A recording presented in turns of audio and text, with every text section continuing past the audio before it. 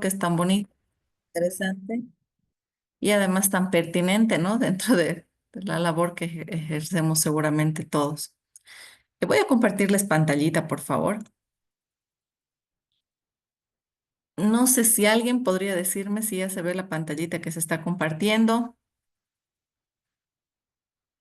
Creo que sí, ¿no? Sí, se ve, Bueno, licenciada. gracias, Lisen, por responder. Bueno, primero quiero mostrarles un poquito de cuál es el contenido mínimo que vamos a desarrollar el día de hoy, ¿no? Dentro de la materia de políticas públicas y la educación superior, nosotros tenemos que ver algunas áreas básicas, ¿no? Primero, ¿cuál va a ser el objetivo? Identifiquemos las particularidades de la gestión educativa, considerando el enfoque intra e intercultural basado en el modelo sociocomunitario productivo. Es decir, nosotros nos vamos a centrar en en qué es lo que se hace en términos de gestión educativa. Y lógicamente dentro de lo que es gestión educativa, es decir, la manera como nosotros vamos a manejar las universidades, la manera en nosotros cómo vamos a dirigir las universidades, va a estar inmerso la normativa, va a estar inmersa la ley. Entonces ahí entra la parte de lo que son las políticas públicas, ¿no? Sin embargo, tenemos que tener primero bien clarito lo que es la gestión educativa, ¿no? Entonces, por eso que dentro de nuestro contenido mínimo vemos que tenemos que ver hoy día lo que son los modelos de gestión educativa, es decir, saber exactamente qué es la gestión educativa y los diferentes modelos de gestión educativa que hay, ¿no? Y después de ver esto en términos generales, porque estos son conceptos así a nivel, digamos que mundial, nosotros vamos a entrar a ver cuál es, cómo se aplica en nuestra sociedad, qué establece nuestra normativa, nuestra constitución política del Estado, es decir, en nuestro contexto, cómo se aplica, es decir, qué nos regula, qué nos limita, qué nos da las pautas para que nosotros podamos aplicar estos modelos de gestión educativa, que en realidad eso es lo que nos manda este módulo, ¿no? Entonces, para eso vamos a tener que ver el marco normativo de la educación superior, es decir, desde la Constitución Política del Estado, la Ley Avelino Cignani, ¿qué nos dice sobre la educación en en los diferentes nosotros niveles? En Bolivia que tenemos una regulación distinta. Evidentemente, a nivel de la Constitución Política del Estado, vamos a tener un marco general que nos va a decir cómo se va a desarrollar la educación, pero ya vamos a tener por debajo leyes, normas más específicas, reglamentos, que nos van a ir diciendo cómo se va a tener que desarrollar, pero ya para ya cada tipo superior, para educación primaria, para educación secundaria, ¿no? Ya va a tener una diferenciación. ¿No? La bibliografía la tenemos acá, es del doctor Ramón Daza, Álvaro Padilla Omiste, que son dos personas de acá de este texto es súper interesante. Se los voy a colgar yo, de hecho, en la plataforma. Estas dos personas son bolivianas, ¿no? El doctor Daza, ambos, y el doctor Álvaro Padilla, ambos todavía están vivos. He tenido la oportunidad de pasar unos módulos con ellos, entonces son libros bastante interesantes. Ellos en estos libros nos hablan sobre la regulación de la educación superior en Bolivia. Y de hecho, la diapositiva que vamos a ver, la segunda que tenemos planificada ver, que yo estimo que va a ser el día de mañana, va a rescatar mucho de este libro que escriben estos dos señores, ¿no? Lógicamente también tenemos que ver, y está también en la diapositiva del día de mañana, lo que establece la ley 070, que es la ley Avelino Ciñani y Elizardo Pérez, porque, como les dije, es súper importante. Eh, Inmersa esta, ¿no? Inmersa a la ley Avelino Ciñani y Elizardo Pérez, tenemos que ver también qué establece la Constitución de Política para ver sobre qué marco se trabaja la ley Avelino Ciñani y Elizardo Pérez, ¿no? Entonces ahí vamos a ver como que el marco, un punteíto, y después vamos a ir analizando más a profundidad lo que establece la ley Avelino Ciñani y Elizardo Pérez, ¿no? Y lógico, vamos a necesitar ver para ver cómo está organizada la educación y a documentos también que nos provee el Estado. Entonces, básicamente esto es lo que vamos a llevar en este módulo. Todo lo que vamos a ir, las diapositivas y todo están acá en este documentito. Eh, entonces, en base a a este documentito, nosotros vamos a ir bueno, desarrollando y avanzando, ¿no? El día de hoy nosotros tenemos clases de 7 a 9. Entonces, bueno, vamos a tratar de avanzar lo más que se pueda y el día de mañana nosotros también vamos a tener una segunda sesión. El día de mañana tenemos una sesión un poquito más larga, entonces en la sesión del día de mañana nos vamos a dar por favor un recesito a la mitad y ya les voy comentando, un recesito a la mitad seguramente un poquito amplio para que ustedes puedan también un poquito distenderse, ir a beber un poquito de agua, ¿no? Y bueno, pues y distraerse. Por favor, a lo largo de la exposición, sin ningún inconveniente, aquella persona que tenga una duda, un comentario, puede hacerlo. Entiendo yo que estamos con personas que tienen muchísima experiencia en el ámbito educativo, entonces es bienvenido, totalmente bienvenido un comentario o cualquier otra situación. Entonces, bueno, vamos a empezar, por favor, con la exposición, habiendo dicho todo aquello. Un minutito, por favor. Voy a dejar de compartir porque ah, ah, ah, stop share un ratito, por favor, porque voy a abrir exactamente las diapositivitas que vamos a necesitar, con las cuales vamos a trabajar. Aquí está, aquí está, sí, señor, cual nos vamos a apoyar, que ahorita les voy a decir quién es Juan Casazos. Otra vez vamos a venir a compartir pantallita. Por favor, si se corta en cualquier momento, me avisan para que podamos ver de solucionarlo. Y listo, voy a bajar esto de acá. Ya, primero, como les he dicho, vamos a abordar lo que es en particular el concepto de lo que es la gestión educativa. Dentro del concepto de la gestión educativa, un minutito, vamos a minimizar esto. Dentro de lo que es el concepto, aquí a un ladito, listo. Dentro de lo que es el concepto de la administración, de la gestión educativa, de lo que es la gestión, vamos a ver qué nos expone este señor Juan Casasus. Este personaje es una persona súper interesante, es un señor que era filósofo, sociólogo, él es chileno. De hecho, tiene un doctorado en filosofía y también en sociología de la educación en la Universidad de París, ¿no? El contexto de este señor es muy interesante porque él ha escrito muchísimos documentos relacionados al tema de la educación, ¿no? Entre ellos hay uno en particular que es bien interesante, dado que él es chileno y sabemos que en Chile existe esta problemática tan complicada. Hace unos años, de hecho, se han visto muchas protestas por parte de los estudiantes que hablan sobre la equidad del acceso a la educación, porque se dice que en Chile está bastante limitado, ¿no? Bastante restringido. Es decir, muy pocas personas pueden acceder a los niveles de educación superior, ¿no? Entonces, es demasiado competitivo, entonces no se les da ese acceso, ¿no? Entonces, él escribe un libro que es relacionado a este tema, que es muy interesante, que se llama La escuela y la desigualdad, ¿no? Que lógicamente para Chile es muy famoso. También escribe...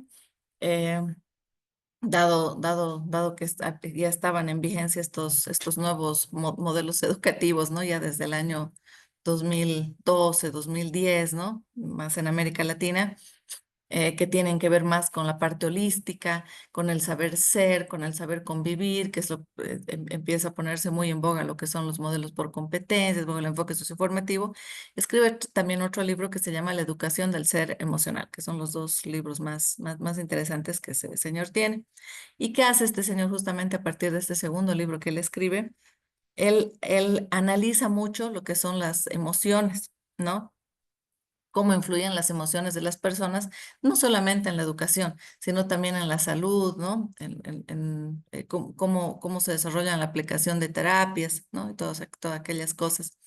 Y lógicamente también en la gestión, en cómo tú gestionas, cómo van a influir tus emociones en cómo tú vas a gestionar una institución educativa. ¿No? Entonces, él funda además, ¿no? Un centro, un lugar que se llama el Espacio Índigo, ¿no?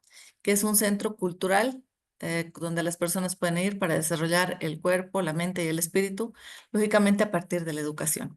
Entonces, a partir de la educación tú recibes instrucción, pero para desarrollar no solamente la mente, ¿no? Sino también el cuerpo y el espíritu.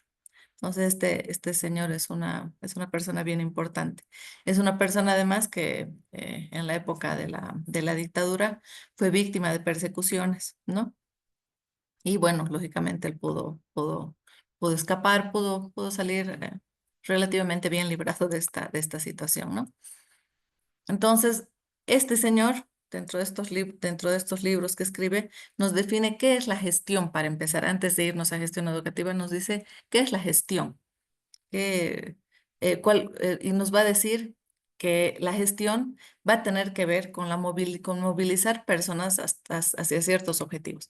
Es decir, cuando tú gestionas una institución educativa, lo que tú tienes que hacer es que las personas, organizar a las personas, ponerlos en sus sitios para que las personas puedan trabajar. Entonces, tú le vas a dar a estas personas, seguramente dependiendo del tipo de modelo de gestión que tú tengas, tú les vas a dar a estas personas directrices, ¿no? Para que ellos puedan hacer realidad algo, ¿no?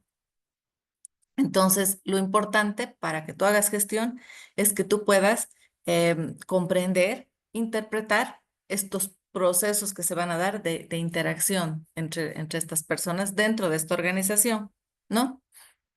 Entonces, esto nos dice este señor, tiene un impacto importante, ¿no?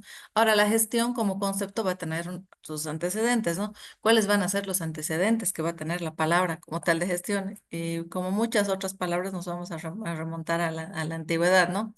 Y de hecho, vemos los primeros antecedentes de lo que es la palabra gestión en la República de Platón.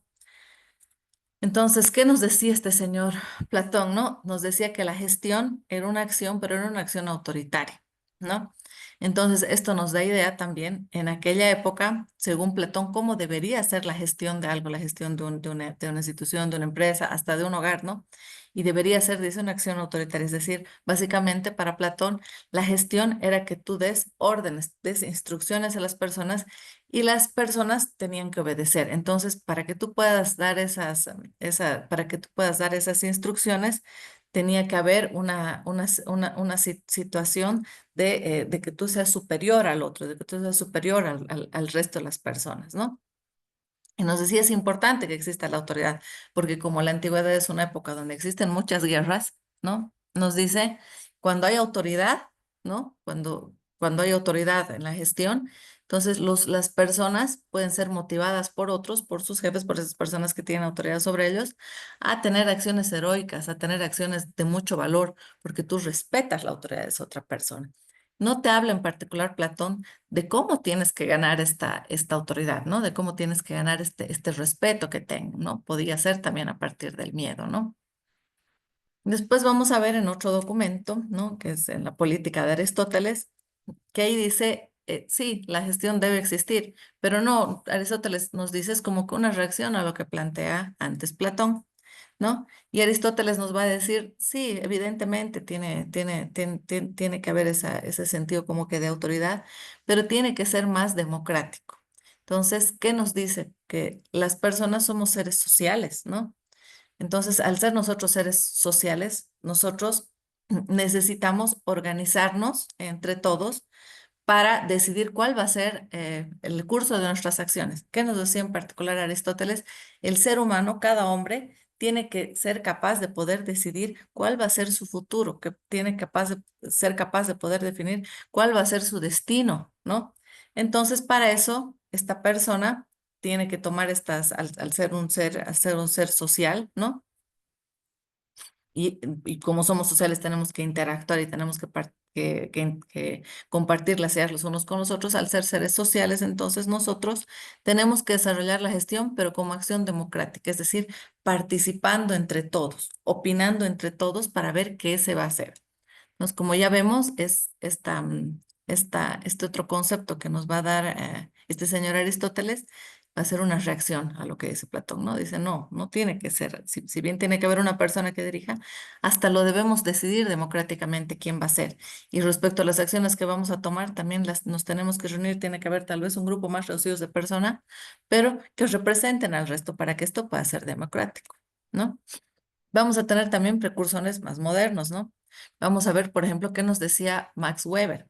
Y muchos de los que vamos a ver acá, de los precursores que nos hablan de gestión, van a estar relacionados también a lo que es la administración de las empresas. ¿Por qué? Porque antes de nosotros poder ver lo que es la administración educativa, tenemos que entender lo que es la gestión.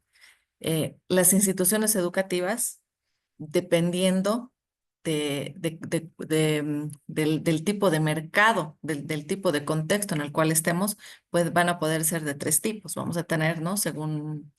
Hay un autor que nos habla de un triángulo, ¿no?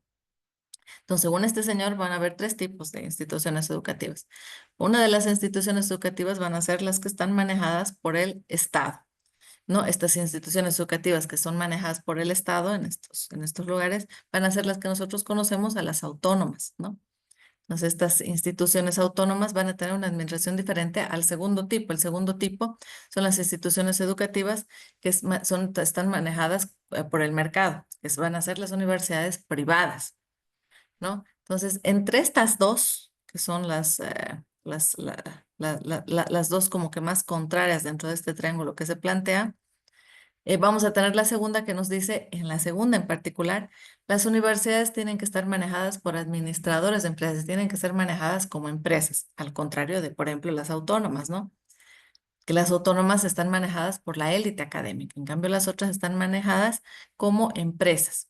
Y el curso de las acciones de estas otras va a depender de los retornos económicos que estén generando, es decir, va a tener un interés económico. Entonces, lógicamente, vamos a tener estas dos visiones distintas, estas dos formas distintas que van a coexistir en algunas sociedades como en las nuestras, ¿no? Tenemos las privadas, pero también tenemos los que son las autónomas, las públicas, van a coexistir, pero que se van a manejar, se van a administrar de manera diferente, ¿ya? Entonces, por eso es necesario que nosotros veamos desde la palabra gestión, que entendamos bien la palabra gestión antes de entrar al tema educativo, porque donde sí va a haber más cambios es justamente en estas universidades que son las que nosotros conocemos como públicas, como autónomas, ¿no? Este triángulo en particular se los voy a explicar con un poquito más de detalle mañana, se llama el triángulo de Clark. Pero bueno, por eso es importante que nosotros entendamos, veamos también esta parte que tiene que ver más con lo administrativo. Vamos a ver, de qué vamos a tener uno de estos precursores, ¿no? Vamos a tener a Max Weber. Entonces, Max Weber, ¿qué hace? Max Weber en particular lo que hace es hacer un estudio súper profundo de cómo se organiza el trabajo, de la organización del trabajo, ¿no? Pero como un fenómeno más burocrático, ¿no? Es decir, yo te paso esto, tú me pasas esto, como algo mecánico, ¿no? Entonces nos dice que la organización primero tiene que fijarse en cuáles son sus fines. ¿Y dónde vamos a tener los fines de la organización? Vamos a tener los fines de la organización en una visión. Y a partir de esa visión, lo que tiene que hacer la organización es asegurar que existan todos los medios para que se pueda lograr ese objetivo o esa misión de la organización, de la empresa, de la institución, ¿no? Entonces, él va a ver a la gestión en particular como un proceso. Entonces, como la organización de ese proceso para que se pueda llegar a ese objetivo. Eso nos va a decir Max Weber, porque Max Weber lo que usa es cómo se organiza el trabajo. Yo paso esto aquí, él lo lleva allí y él lo traspasa aquí, ¿no? Entonces, algo muy, muy burocrático, ¿no? Después tenemos también a otros, como vamos a ver aquí, Frederick Taylor y Henry Fayol. No, estos dos señores, Taylor y Fayol, también hacen el diseño de otro tipo de estrategias que nos hablan incluso sobre cómo motivar a las personas, nos hablan también sobre cómo empoderar, cómo liderar, ¿no? Estos dos personas son representantes importantes dentro de lo que es dentro de lo que es la administración de empresas, ¿no? Desarrollan teorías, desarrollan herramientas que nos permiten administrar mejor las empresas, ¿no? Este señor en particular, primero, el señor Frederick Taylor, hace un desarrollo de la idea de la gestión científica, ¿no? Nos dice que es importante que nosotros generemos en las personas motivación, que nosotros logremos que las personas se motiven en el trabajo, pero que esta motivación va a estar ligada o va a depender, ¿no? Va a tener una dependencia con la retribución económica que nosotros le estamos dando. Eso nos dice por un lado. Entonces, cuanto más tú le pagues a una persona, esa persona se va a sentir más motivada para hacer lo que tú le estás pidiendo que haga, ¿no? Y por otra parte, también nos dice este mismo señor que el proceso este de trabajo lo podemos, puede ser racionalizado, es decir, puede ser entendido, puede ser analizado por los administradores, que todo el proceso nosotros lo podemos racionalizar, lo podemos entender, es decir, podemos hacer una observación que nos lleve a algo científico, es decir, podemos observar las cosas y a partir de observar las cosas podemos nosotros ir desarrollando teorías, ir desarrollando modelos, que justamente es lo que hace este señor en muchas ocasiones, ¿no? Para sacar sus propias teorías, sus propios modelos. Después, el segundo señor que habíamos hablado, que es Henry Fayol, nos dice también habla sobre, analiza sobre la función del trabajo dentro de las organizaciones, ¿no? Pero en particular, este señor Henry Fayol se enfoca en la dirección, nos dice cómo se hace la dirección, esa es la parte directiva, cómo se dirige, ¿no? Entonces, hasta ese momento, eso tenía que ver con gestión educativa. Un tiempo después se va a generar una visión más sistémica de la organización, ¿no? Y cuando hablamos de visión sistémica dentro de la organización, nos vamos a referir a qué? Que se empieza a ver la organización como un sistema, ¿no? No como una sola cosa, junto, no como todo englobado, no como todo, no como una sola cosa, sino como algo generado por varias partecitas. ¿Cómo es un sistema entonces? ¿Qué es un sistema? Un sistema son varias partecitas que van a estar conectadas entre sí. Eso es un sistema, ¿no? Es bonito imaginarnos, por ejemplo, un reloj con sus cada uno con sus diferentes engranajes, ¿no? Y engranajes de diferentes tamaños, así como está la máquina del reloj, cómo funciona la máquina de un relojito, digamos, por dentro cuando lo abrimos, ¿no? Entonces tienen diferentes, bueno, como antes, ahora ya tal vez es distinto, ¿no? Pero antes era así. Diferentes engranajes con diferentes tamaños encastrados, ¿no? Varios. Entonces, ¿qué pasa en un sistema? Se mueve un engranaje, ya sea poco o mucho, y todos los otros engranajes se van a mover también porque están conectados de alguna manera. Se van a mover en mayor o menor medida. Entonces, esa es la visión sistémica. Entender a la institución educativa como un sistema, es decir, un sistema que está formado por varias partecitas y todas están conectadas entre sí, ¿no? Entonces, cuando tú ves la organización de una institución, ¿no? Perdón, toda la institución como un sistema, la organización o la forma de que en cómo está administrada va a ser también uno de estos sistemas, un subsistemita, uno de estas engranajes chiquititos va a ser la organización, ¿no? Y entonces podemos analizarlo a esto, no exento del resto, pero podemos trabajar sobre eso en particular, ¿no? Y lógicamente cada uno de estos subsistemas, ¿no? Cada una de estas partecitas de este sistema que se van a llamar subsistemas, cada uno de ellos va a tener también sus propias metas, cada uno de ellos va a tener sus propios fines.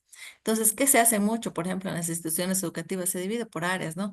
El área académica, el área de registros, el área de marketing, dependiendo marketing, ¿no? Las públicas no necesariamente, pero en las manejadas por los mercados sí. El área de esta otra cosa.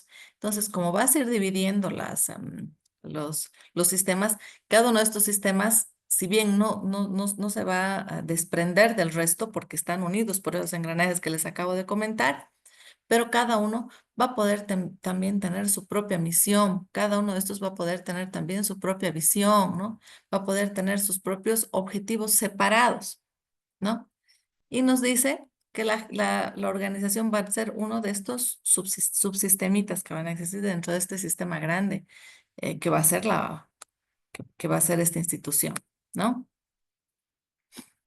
La gestión como campo disciplinario estructurado. Vamos a ver ya más en esta época quiénes nos van a hablar y qué van a decir, ¿no? Vamos a tener este autor, que es Chester Bernard, que trabaja en la ATT, y este señor Alfred Sloan, ambos son gerentes son gerentes, ¿no? Son altos directivos, administradores de estas dos grandes empresas, de la ATT y de la General Motors, ¿no?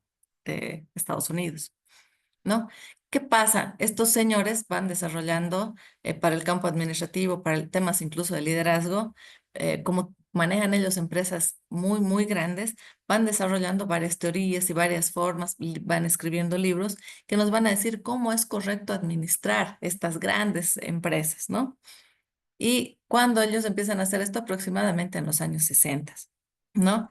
Entonces ellos nos van diciendo, por ejemplo, qué pasa cuando dos grupos, dos equipos, cuando hay un equipo maduro, nos habla de las etapas de madurez de los equipos, por ejemplo, cómo se van comportando los equipos internamente cuando un equipo es nuevo. Y entonces eso te da a ti, con estos libros que ellos escriben, te van dando pautas de cómo tendrías que manejar, cómo se van a comportar las personas cuando un equipo es nuevo, cómo se van a comportar personas cuando son equipos ya maduros, ¿no? Y con qué características, con qué tipo de cosas que tú veas, ¿no? Que hagan, que tengan estas personas, tú vas a poder definir en qué estado de madurez está tu equipo.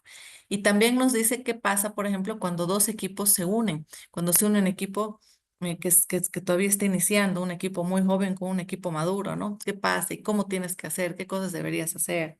También, por ejemplo, cuando hay muchos equipos nuevos, te habla sobre lo que son las pugnas de poder, ¿no? Cuando los equipos se quedan, por ejemplo, se pierden la estabilidad, se quedan sin un líder, empiezan a haber internamente pugnas de poder. Todas estas cosas, como ellos dirigen empresas tan grandes, las van analizando y les van explicando, les van dando un porqué y nos van dando los tips para solucionarlo. Entonces, súper interesante, ¿no? En base a la experiencia que tienen estos señores, ¿no? ¿Qué nos va a decir qué nos van a decir estos señores, ¿no? Van a generar una corriente, en realidad, ¿no? A partir de esas experiencias que nos va a decir que todo tiene una causa. Entonces, para todo nosotros van a ver un enfoque causístico de las corrientes de la educación educativa, que todo tiene una causa, nos van a decir estos señores. Y lo que nosotros tenemos que hacer para los resultados que tienen una causa es analizar cuáles son las causas o generar por nosotros mismos esas causas. Y nos van dando estrategias, nos van dando modelos, nos van dando herramientas para hacerlo, ¿no? ¿Qué nos dicen estos señores, sin embargo, ¿no? Que tenían dificultades, ¿no? Ellos se referían a situaciones muy específicas, a situaciones concretas, ¿no? Eh, Dice, el enfoque empírico resulta en que los temas de gestión salten de una temática a la otra sin profundizar en la comprensión de los mecanismos que rigen la situación en específico. Es decir, como estos señores nos estaban dando sus experiencias y herramientas para empresas tan grandes, son empresas que a pesar de todo, no se dedican a lo mismo. Entonces, la forma en cómo gestionas o administras una empresa grande puede variar mucho, diferir mucho de cuando tú estás administrando una empresa pequeña. Y de acuerdo a los contextos también, las cosas que estos señores nos planteaban seguramente pueden ir cambiando, ¿no? Pueden irse modificando con el tiempo. Vamos a ver entonces ahora la definición de lo que es la gestión, porque estos señores nos hablaban más de lo que era la administración, ¿verdad? Entonces, la gestión va a estar definida como qué. Va a ser una capacidad de generar una relación adecuada entre la estructura, la estrategia, los sistemas, el estilo, las capacidades de la gente y los objetivos superiores de la organización considerada, ¿no? Para decirlo de otra manera, va a ser la capacidad que se va a tener la gestión educativa para unir los recursos, para organizar, para unir los recursos, mezclarlos de tal manera que los objetivos que nosotros tengamos los podamos lograr, ¿no? Entonces, la estructura, la estrategia, los sistemas, el estilo y las capacidades, la gente y los objetivos superiores van a ser las cosas, van a ser los recursos que yo voy a tener que ir manejando para poder lograr una meta, para poder lograr el objetivo superior de la empresa. Entonces, yo voy a tener que trabajar con todas estas cosas. ¿Todas las empresas tendrán una estructura diferente? Sí, todas las empresas tienen una estructura diferente. Hay empresas que tienen una estructura más vertical, hay empresas con estructuras más horizontales. Cuando hablamos de verticales, es decir, que tiene mucho peso lo que es la autoridad. Generalmente esto funciona cuando los equipos de personas son equipos que son equipos muy jóvenes, son equipos que no tienen experiencia en relación a lo que se está gestionando, ¿no? Entonces ahí funciona mejor porque sí, también estas estructuras funcionan, ¿no? Funcionan este tipo de estructuras. Cuando hay estructuras más horizontales es porque son sistemas ya con personas con mucha más experiencia en el tema, en la situación. Entonces, ahí sí, con personas con mucha experiencia, tú puedes dejarlos hacer ellos mismos, ¿no? Entonces, ya ellos mismos van manejando.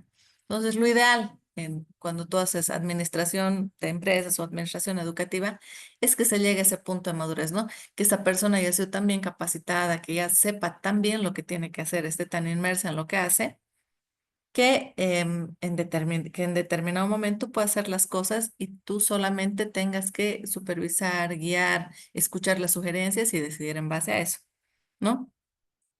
Entonces, la gestión va a ser eso. Tú puedes articular todas esas cositas, todos esos recursos que tiene todas las instituciones como la estructura y puedes hacer eso. La estrategia. ¿Todas las instituciones tendrán definidas unas determinadas estrategias? Sí. Sí, de hecho estas estrategias ya se van definiendo en los planes, ¿no? En los planes operativos que se hacen anuales, también en las planificaciones que tú vas haciendo quinquenales, tú ya vas definiendo estrategias de cómo, de qué vas a hacer, de cómo vas a hacer las cosas, ¿no? ¿Cómo van a ser nuestros sistemas? ¿Estarán organizadas de manera distinta? Claro, vamos a tener, nosotros hablamos de un sistema y dentro de los sistemas hay subsistemas, pero todas las instituciones van a tener organizados los subsistemas de forma distinta. Por ejemplo, las universidades privadas, muy al estilo de las empresas privadas, los sistemas se dividen en contabilidad, así, ¿no? Las áreas. En cambio, las instituciones públicas, los subsistemas que van a tener, muchas veces van a estar definidos por la normativa. El estilo, el estilo directivo que se tiene, claro. Todas las instituciones van a tener ya un estilo directivo que va a ser el aceptable, ¿no? Entonces, este estilo, así como se portan los de arriba y aceptan los de arriba, es el estilo que se va a ir manejando para abajo, ¿no? Entonces, este es otro de los recursos que hay que mantener. Un estilo tal vez muy autoritario, un estilo tal vez muy más comunicativo, ¿no? Entonces, va a diferenciar. Van a tener que ver las capacidades también, ¿sí? Las capacidades que tengan las personas, ¿no? Como les dije ya, yo tengo un equipo muy joven, seguramente este equipo, aunque puede tener la potencialidad, todavía no sabe lo que tiene que hacer. Yo tengo que enseñárselo, ¿no? Aunque puede aprender, puede estar muy predispuesto a aprender, yo se lo tengo que enseñar. Yo le tengo que decir en cada momento qué tiene que hacer y cómo tiene que hacerlo, ¿no? Entonces, las capacidades de la gente es otro de los recursos que nosotros tenemos que ver cómo manejarlo, ¿no? Va a depender también de la gente. Las personas somos todos distintos. Hay personas que estamos dispuestos a aprender, que no estamos dispuestos a aprender. Hay personas que tienen valores, hay personas que no tienen valores, hay personas que son buenos en unas cosas, malos en otras, ¿no? Entonces, todos esos recursos van a tener que alinear. Los voy a tener yo que organizar, los voy a tener que articular, los voy a tener que juntar las personas con sus capacidades, con la estructura de la organización, la estrategia, los sistemas, con el estilo mismo de dirección, lo vamos a tener que unir y vamos a tener que decir cómo con esto que tengo, lo tengo que mezclar, cómo lo tengo que unir para yo, como una receta, ¿no? Cómo yo lo voy a mezclar, cómo yo lo voy a preparar para yo lograr esta que es mi visión, este que es mi objetivo, ¿no? ¿Qué cosas en particular voy a tener que hacer? ¿No? Entonces va a ser importante tener clara la visión. La visión, ¿qué nos va a decir dentro de una empresa, dentro de una institución? La visión nos va a decir que esa empresa, nos va a dar a notar que esa empresa quiere continuar viva en el tiempo. Es decir, que esa persona quiere sobrevivir, ¿no? Que esa institución, ¿no? Eso nos dice la visión personal, individual de nosotros y de las instituciones también, ¿no? Nos va a hablar entonces, va a evocar a cómo que esa institución quiere sobrevivir, porque tiene una visión, quiere llegar a eso, ¿no? Entonces, desde sus procesos, nosotros vamos a tener que gestionar las cosas de tal manera que esos procesos nos permitan generar y mantener recursos, ¿no? Para que ocurra lo que nosotros queremos que ocurra. Entonces, la gestión va a ser la capacidad de generar y mantener las conversaciones entre las personas para poder tener acción. ¿Cuáles serán, nos dicen hoy en día, ¿no? ¿Cuál es el recurso más importante de las organizaciones? ¿Cuál será el recurso más importante que tienen todas las organizaciones? Nos dicen el recurso humano, el talento humano, ya no le llaman recursos humanos, ¿no? Ahora tiene otro término, nos dicen el talento humano, es lo más importante. Entonces nosotros vamos a tener que tener esa capacidad de mantener conversaciones con mis recursos, si mis recursos están con un buen nivel de capacitación, para ir a la acción. Vamos a ver para Ari de Geus, en 1988, ¿qué nos decía que era la gestión? Nos decía que era un proceso de aprendizaje de la adecuada relación entre la estructura, la estrategia, sistemas, estilos, capacidades, gente y objetivos superiores, tanto hacia el interior de la organización como hacia el entorno. Entonces, ¿qué aumenta este señor Ari de Geus?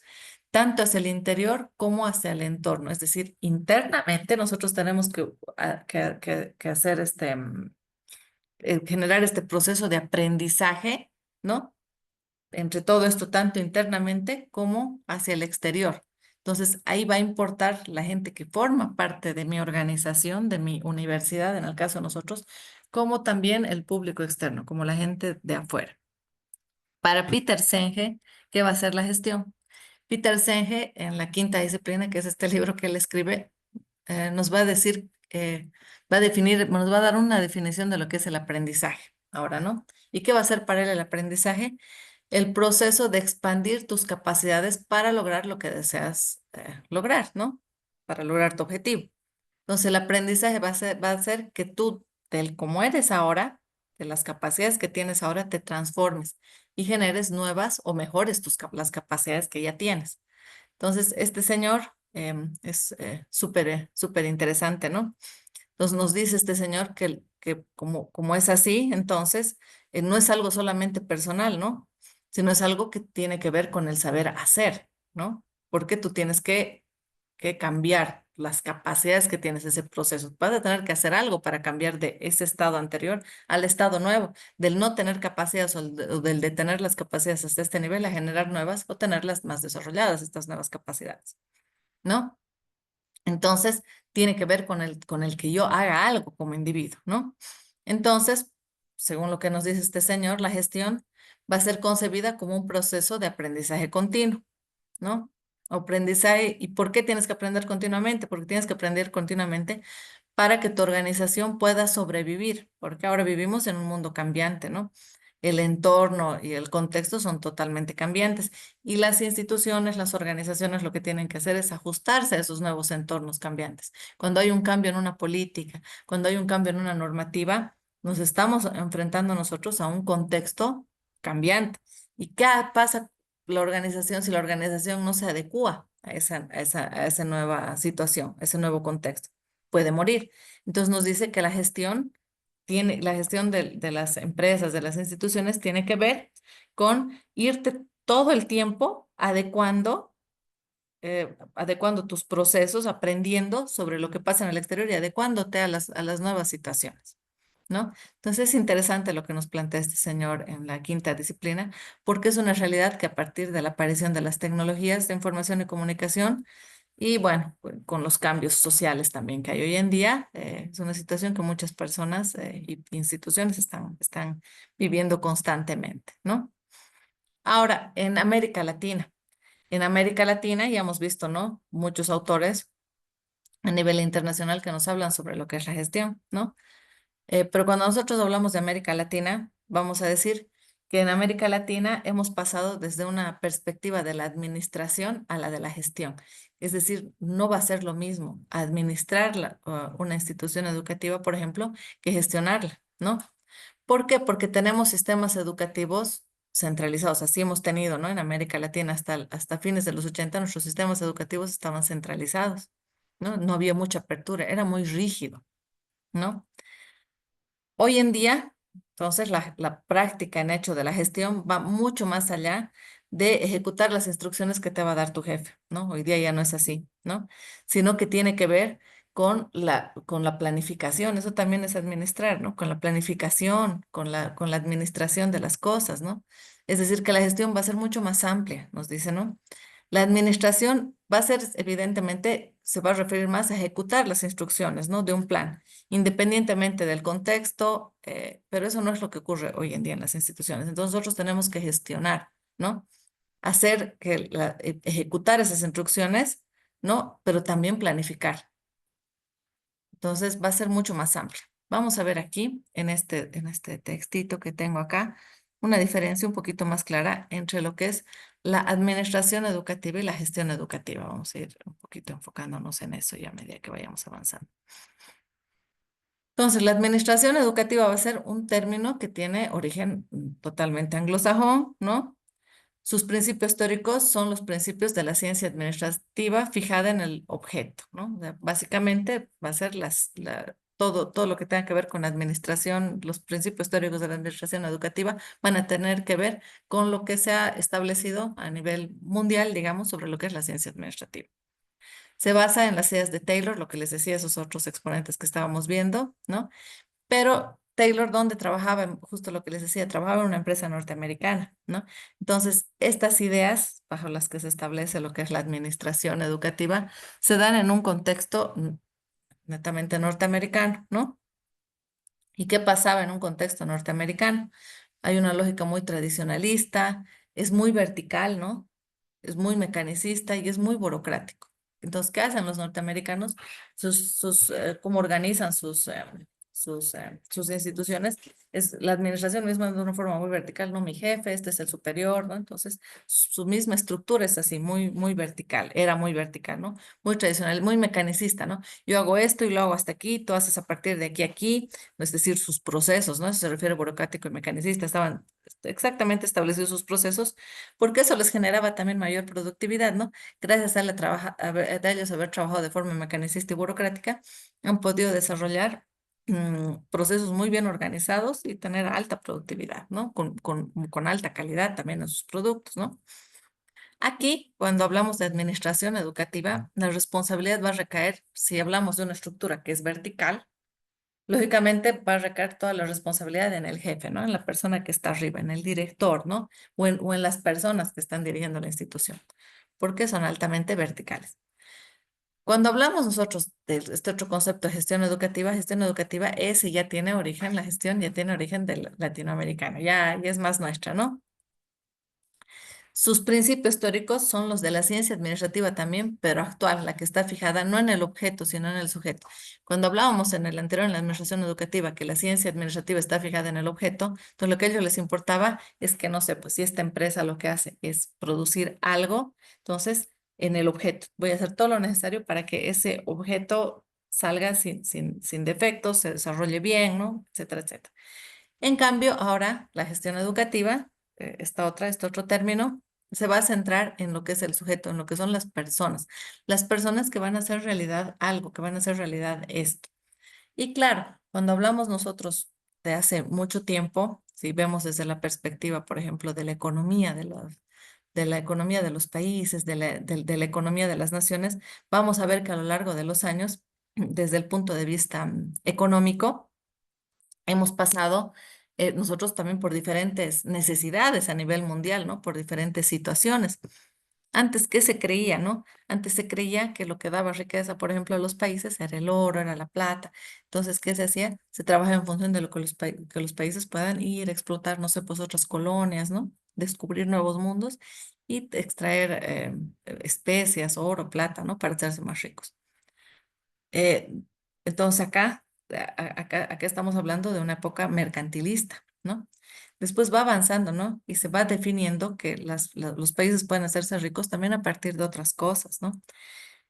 Se pasa a una época, en la época justamente industrial, ¿no? En la época de la revolución industrial, donde los países dicen, bueno, nos podemos hacer ricos, pero dándole valor agregado a las cosas, ¿no? Valor agregado a los productos. ¿Y a qué se refieren con darle valor agregado? Cuál era su fórmula, digamos, para hacer a su país rico? Era que nosotros establezcamos industrias, empresas grandes, las personas que tentaban el capital, y que nosotros traigamos materia prima y mano de obra, y que esa materia prima y mano de obra con el capital que ha dado el empresario se puedan conjuncionar, es decir, que la mano de obra actúe sobre la materia prima y saquemos productos. ¿No? En eso se basa la revolución industrial. Entonces, ¿qué necesitamos en este momento nosotros?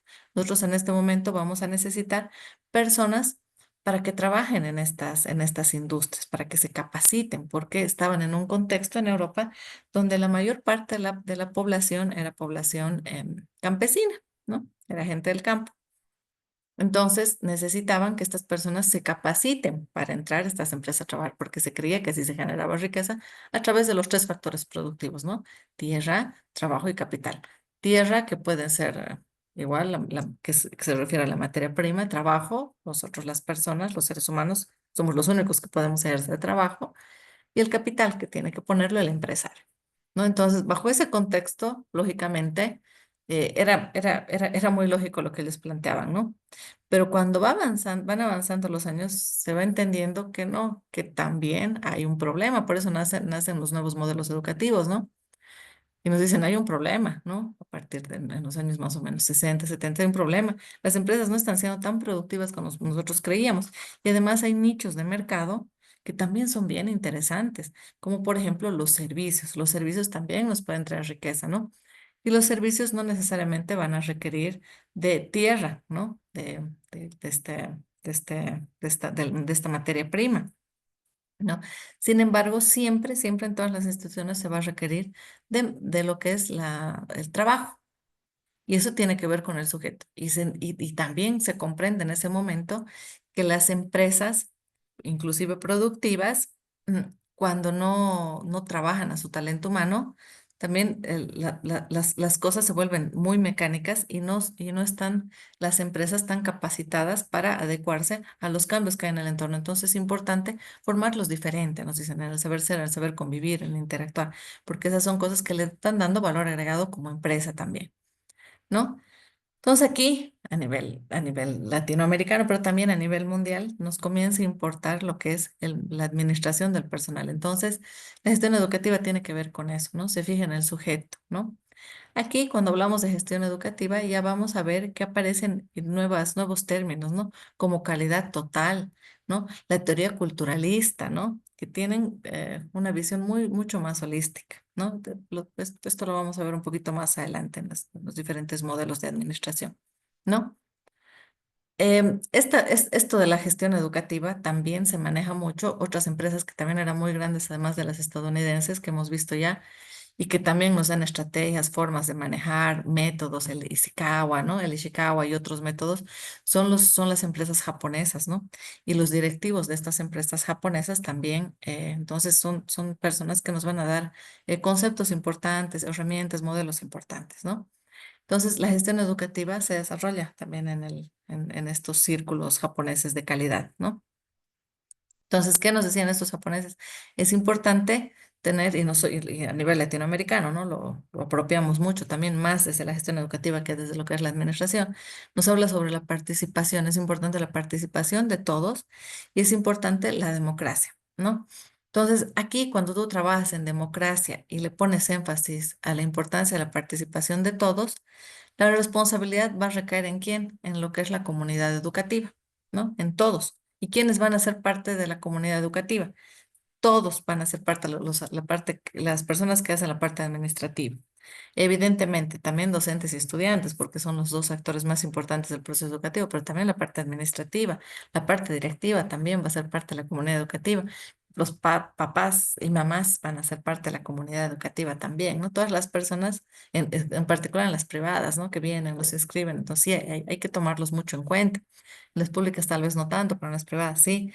Entonces, todas esas personas que forman parte de esta institución, que se alimentan de esta institución o que dan algo a esta institución, ¿no? Que forman parte de ese sistema, van a tener una responsabilidad sobre la gestión educativa. ¿Por qué? Porque la misma parte directiva se va a ir alimentando de la retroalimentación que va dando estas otras personas. Entonces, esa es una diferencia bien interesante, podríamos decir, entre lo que son estos dos enfoques, ¿no? El de la administración educativa y la gestión educativa. Entonces, nosotros tenemos que verlo mucho como gestión, más que hoy en día, ¿no? Según las actuales teorías, más como gestión que como administración. ¿No? Eso es bien importante. ¿No? Esto ya. Ah, ya. Eh, y ahora vamos a ver, ¿no? La gestión educativa en Estados Unidos sí se va a empezar a entender como gestión educativa en los años 60, ¿no? Y eh, más o menos en América Latina en los años 80, ¿no? Entonces, es una disciplina que se desarrolla, pero como podemos ver aquí, es bastante reciente, ¿no? Los años 80 no es mucho transcurrir, ¿no? Para nosotros, ¿no? ¿Y qué va a buscar la gestión educativa? Va a tratar de aplicar los principios generales de la gestión, pero al campo de la educación. O sea, lo que es la gestión de las empresas lo va a tratar de aplicar también al campo de la educación, ¿no? Entonces, es poner en práctica todos estos principios generales de la gestión y de la educación mezcladitos, ambos, ¿no? Entonces, el contenido de lo que es la gestión educativa, lo que va a tratar de hacer es avanzar en medio de los cambios que se están produciendo hoy en día en las políticas educativas, es decir, que trata de acomodarse. La gestión educativa va a tratar de que las instituciones se vayan adecuando en medio de estos cambios que hay tan constantes hoy en día, ¿no? Vamos a ver algunos puntos metodológicos de lo que es la gestión educativa, ¿no? Para que nosotros podamos entender lo que es la gestión educativa, ¿no? La naturaleza. Va a ser necesario que nosotros conozcamos los planteamientos teóricos de las disciplinas madres que la generan, ¿no? Y que la contienen, el área de la gestión y el área de la educación. Es decir, tenemos que entender bien lo que es la gestión y tenemos que entender muy bien lo que es la educación, ¿no? Y tenemos que entender el sentido y los contenidos de las políticas educativas. Es básicamente lo que nosotros tenemos que hacer en este módulo, ¿no? Es decir, vamos a mezclar la administración de empresas con la educación. Entonces, cómo estas dos ramas, cómo estas dos áreas van a conjuncionar y van a trabajar juntitas, pero siempre ambas juntitas siguiendo, superditándose a lo que establece la política educativa. En muchos países la política educativa te dice cómo tienes tú que administrar o cómo tú tienes que gestionar las instituciones, te va dando las pautas. Es decir, incluso tu tipo de gestión, tu tipo de administrar las instituciones te va a dar las pautas o cómo tienes que hacerlo, ¿no? Porque no te va a permitir hacerlo de una manera diferente. Vamos a ver, hemos hablado ya, ¿no? Que la gestión nos hablaba de que existía un contexto interno, es decir, que nosotros tenemos que mezclar de forma adecuada ciertos recursos para lograr un objetivo, eso decíamos que era la gestión, ¿no? Pero que además esta mezcla de todos estos recursos para lograr un objetivo en particular, eh, tenía que tomar en cuenta el contexto interno y el contexto externo, ¿no? Entonces nosotros vamos a tener que empezar a hacer esa adecuación que veíamos antes, que va a tener que ver con la gestión educativa, esa adecuación para ajustarnos a nuestro contexto externo, primero desde el interno de la institución, ¿no? Entonces vamos a tener que hacer ajustes internos, es decir, adecuar nuestros recursos y vamos a tener que también observar y ver lo que son los ajustes externos, ¿no? Porque cada organización, ya hemos dicho, que tiene un enfoque sistémico, es un sistema, ¿no? Entonces va a haber un contexto externo que nosotros con mucha más facilidad vamos a poder operarlo y también va a haber un contexto externo, ¿no? Con el cual nosotros vamos a tener que interactuar. ¿Cuál va a ser nuestro contexto interno? ¿Quiénes van a formar parte de nuestro contexto interno para una institución educativa? Nos vamos a ir viendo acá quienes forman parte de este contexto interno. Van a ser personas, ¿no? Los miembros de la organización. ¿Ellos van a formar parte? Claro que sí. Las personas que trabajan o que interactúan en una institución de cualquier manera van a formar parte del contexto interno, ¿no? Eh, entonces sí van a ser el contexto interno, pero no en cuanto a cualquier característica de las personas, ¿no? Sino en cuanto a las que se hacen miembros de esta organización. Sí, evidentemente son las personas parte del contexto interno, son las personas, pero ¿será cualquier persona parte del contexto interno? No. Si una persona, un estudiante que vive, no sé, pues en otro lugar, que no está inscrito en esta universidad, ¿será parte de nuestro contexto interno? No, sino que van a ser las personas, pero las personas que son miembros de esta institución, ¿no? En las escuelas, el contexto interno, ¿quiénes van a ser entonces? Van a ser los alumnos, porque están inscritos en esta universidad, entonces sí, forman parte de nuestro contexto interno.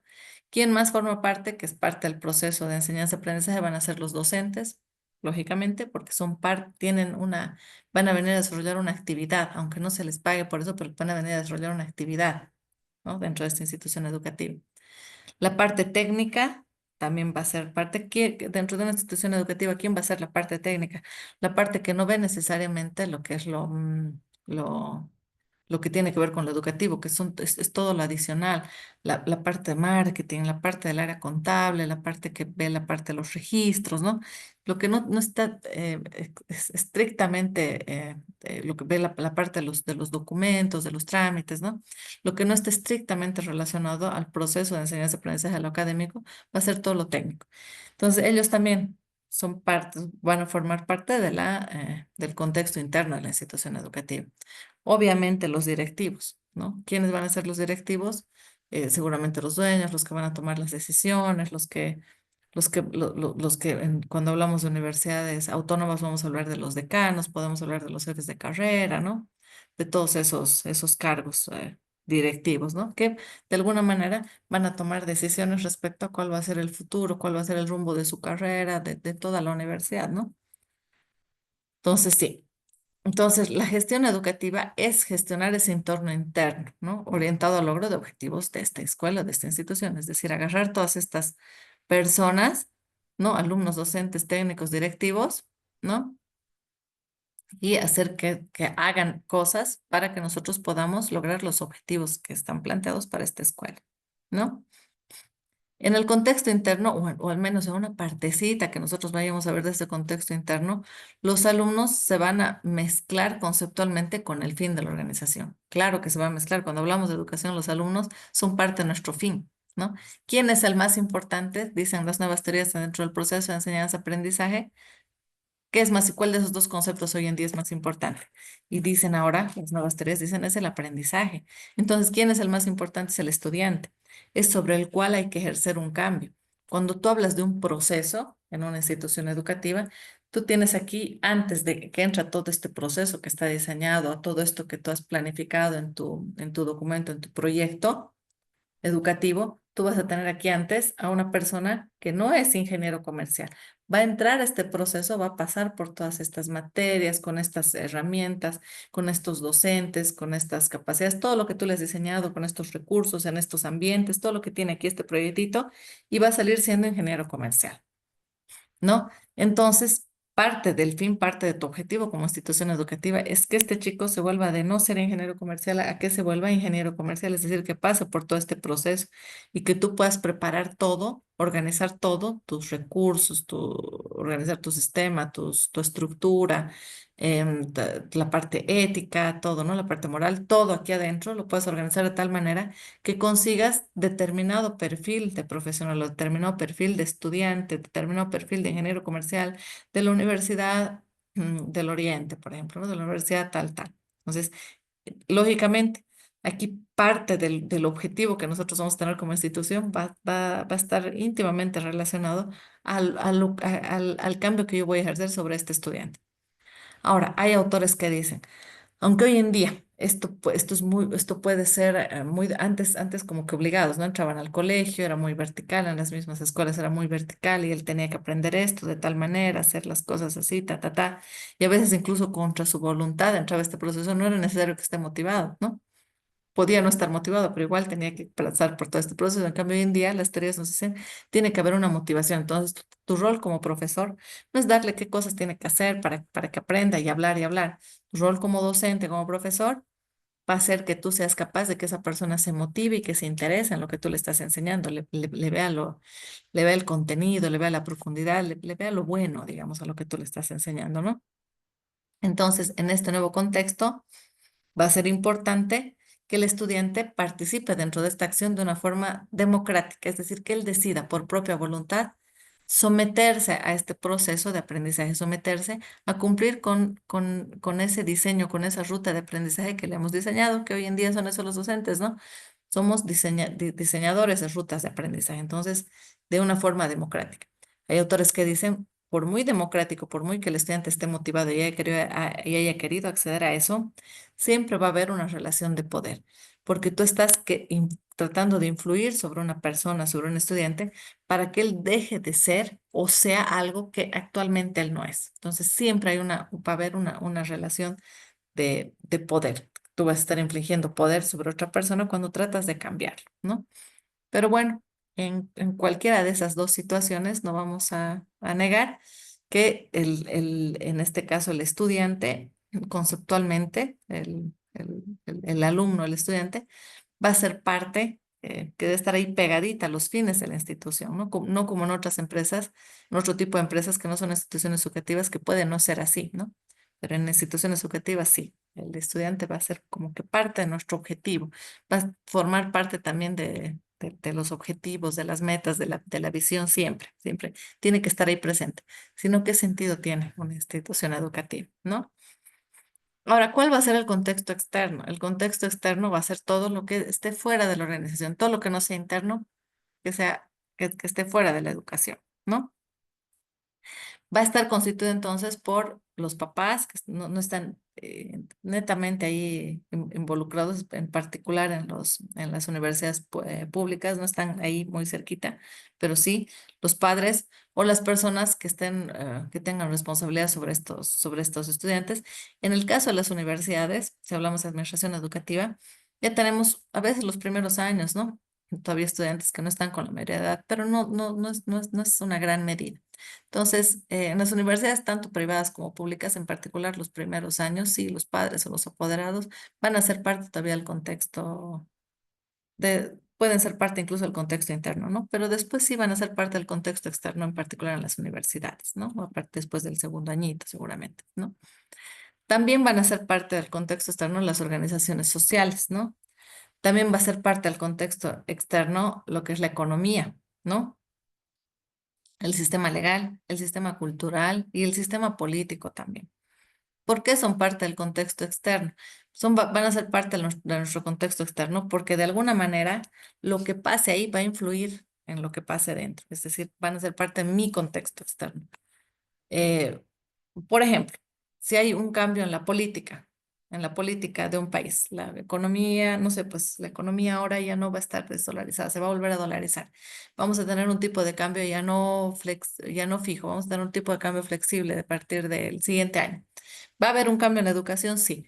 Todo lo que tenga que ver con ese tópico en particular va a tener que cambiar, ¿no? Todo lo que tenga que ver. Entonces, la economía es importante. Si un día desde el Estado se define que ya no se va a dar presupuesto a las universidades públicas, ¿va a influir en nuestra institución educativa? Si nosotros, por ejemplo, fuéramos una institución educativa autónoma que dependemos del Estado, claro que sí va a influir. Si el día de mañana a nivel económico, no sé, pues de impuestos se define que todas las universidades ahora tienen que dar educación gratuita al 50% de la población. Entonces va a influir en los ingresos, internamente va a influir. Entonces la economía forma parte de nuestro contexto externo, que de alguna manera los cambios que hayan en ese ámbito van a influir. El sistema legal va a influir, lógicamente. El sistema legal va a influir las leyes, las normativas que hayan referidas a la, o no a la educación. A veces, si estamos hablando de universidades privadas, las leyes o normativas referidas a las instituciones privadas van a también de alguna manera afectar a la gestión de esta institución. Lo cultural afectará, lo cultural claro que va a afectar. Si aquí tenemos una institución que enseña cosas que van en contra de la cultura, en contra de lo comúnmente bien visto en nuestro entorno, ¿va a poder subsistir mi institución educativa? Seguramente no, ¿no? Si yo, por ejemplo, empiezo a enseñar cosas contrarias a lo que establece la cultura, por ejemplo, les digo, a partir de mañana las mujeres no estudian más, no solo los varones pueden entrar a esta universidad, ¿no? Va a haber un revuelo, ¿no? No, las mujeres también estudian, o sea, culturalmente para nosotros está aceptado que las mujeres estudien, por ejemplo, ¿no? El tema político va a afectar también. Lo político está relacionado también a la normativa, relacionado también de alguna manera a la economía, ¿no? Lo político es bien importante. Lo político va a estar relacionado a la economía porque va a depender, o sea, cada partido político que entre, por ejemplo, a gobernar el país y las políticas que aplique van a ser diferentes también entre partido a partido, porque van a promover ellos diferentes sistemas diferentes sistemas económicos. Entonces, las políticas que apliquen están orientados a otros fines, ¿no? Eh, la política tiene que ver también con lo legal, porque lo político, en algún momento, una decisión que se toma a nivel política, nosotros lo vamos a poder volver una norma, lo vamos a poder volver obligatorio a partir de volverlo una ley, a partir de volverlo un reglamento, ¿no? Y a nivel educativo van a haber también políticas que vamos a ir viendo, políticas generales que las instituciones vamos a tener que ir aplicando, ¿no? Todas las organizaciones se van a alimentar entonces de esta parte externa para poder definir qué va a pasar dentro también. Sí, vamos a ver la economía, vamos a ver las organizaciones sociales en particular, ese puntito que me había olvidado tocar, también son importantes, ¿no? De hecho, ahora se establece que hay una opción, hay una posibilidad de que las organizaciones sociales puedan hacer un control social sobre las empresas, sobre determinadas instituciones. Entonces van a poder de alguna manera intervenir también en el curso en cómo nosotros administramos nuestras instituciones, ¿no? Nuestra organización se va a nutrir de todo eso que hay en el entorno, ¿no? Entonces, al decir que nosotros nos vamos a nutrir de las leyes, de lo que nos dice la política educativa, de la economía y de todo aquello, nos vamos a alimentar para poder hacer este diseño correctamente que les he dicho, ¿no? Estos diseñitos, estos programas académicos. Entonces, como nosotros nos vamos a alimentar de ellos, vamos a decir que estamos dependiendo también de nuestro entorno, estamos dependiendo de nuestro contexto, ¿no? Entonces, va a ser súper importante que nosotros estemos pendientes de lo que pasa allá afuera, ¿no? Sin embargo, las relaciones de la escuela con el entorno generalmente tienen carácter pasivo. No es lo mismo que con el entorno, con el contexto interno de las organizaciones. En el contexto interno, nosotros podemos influir sobre lo que es un docente, se puede influir, que era parte del contexto interno. Se puede influir sobre lo que va a ser o no va a ser un docente, podemos influir, inclusive en las privadas en particular, en determinado momento puedes influir sobre lo que va a ser un padre de familia, ¿no? Se puede. ¿Por qué puedes influir? Porque le puede decir, usted paga hasta esta fecha, si no paga, no lo inscribimos, no lo metemos a tal materia, entonces podemos, ¿no? Pero cuando hablamos del contexto externo, ¿no? De las relaciones que nosotros vamos a tener con nuestro contexto externo, esta relación va a ser más de un carácter pasivo. ¿No? Vamos a poder describir qué está pasando fuera, describir los cambios que han habido, ¿no? En la sociedad, en las organizaciones, en la economía.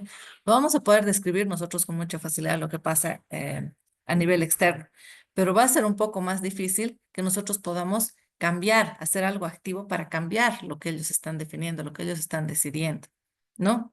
Va a ser mucho más pasivo, ¿no? En cambio, con lo interno va a ser mucho más activo, ¿no? La interacción va a ser mucho más activa. Vamos a tener nosotros hasta poder de decisión, ¿no? Entonces, eso es importante de entenderlo, ¿no?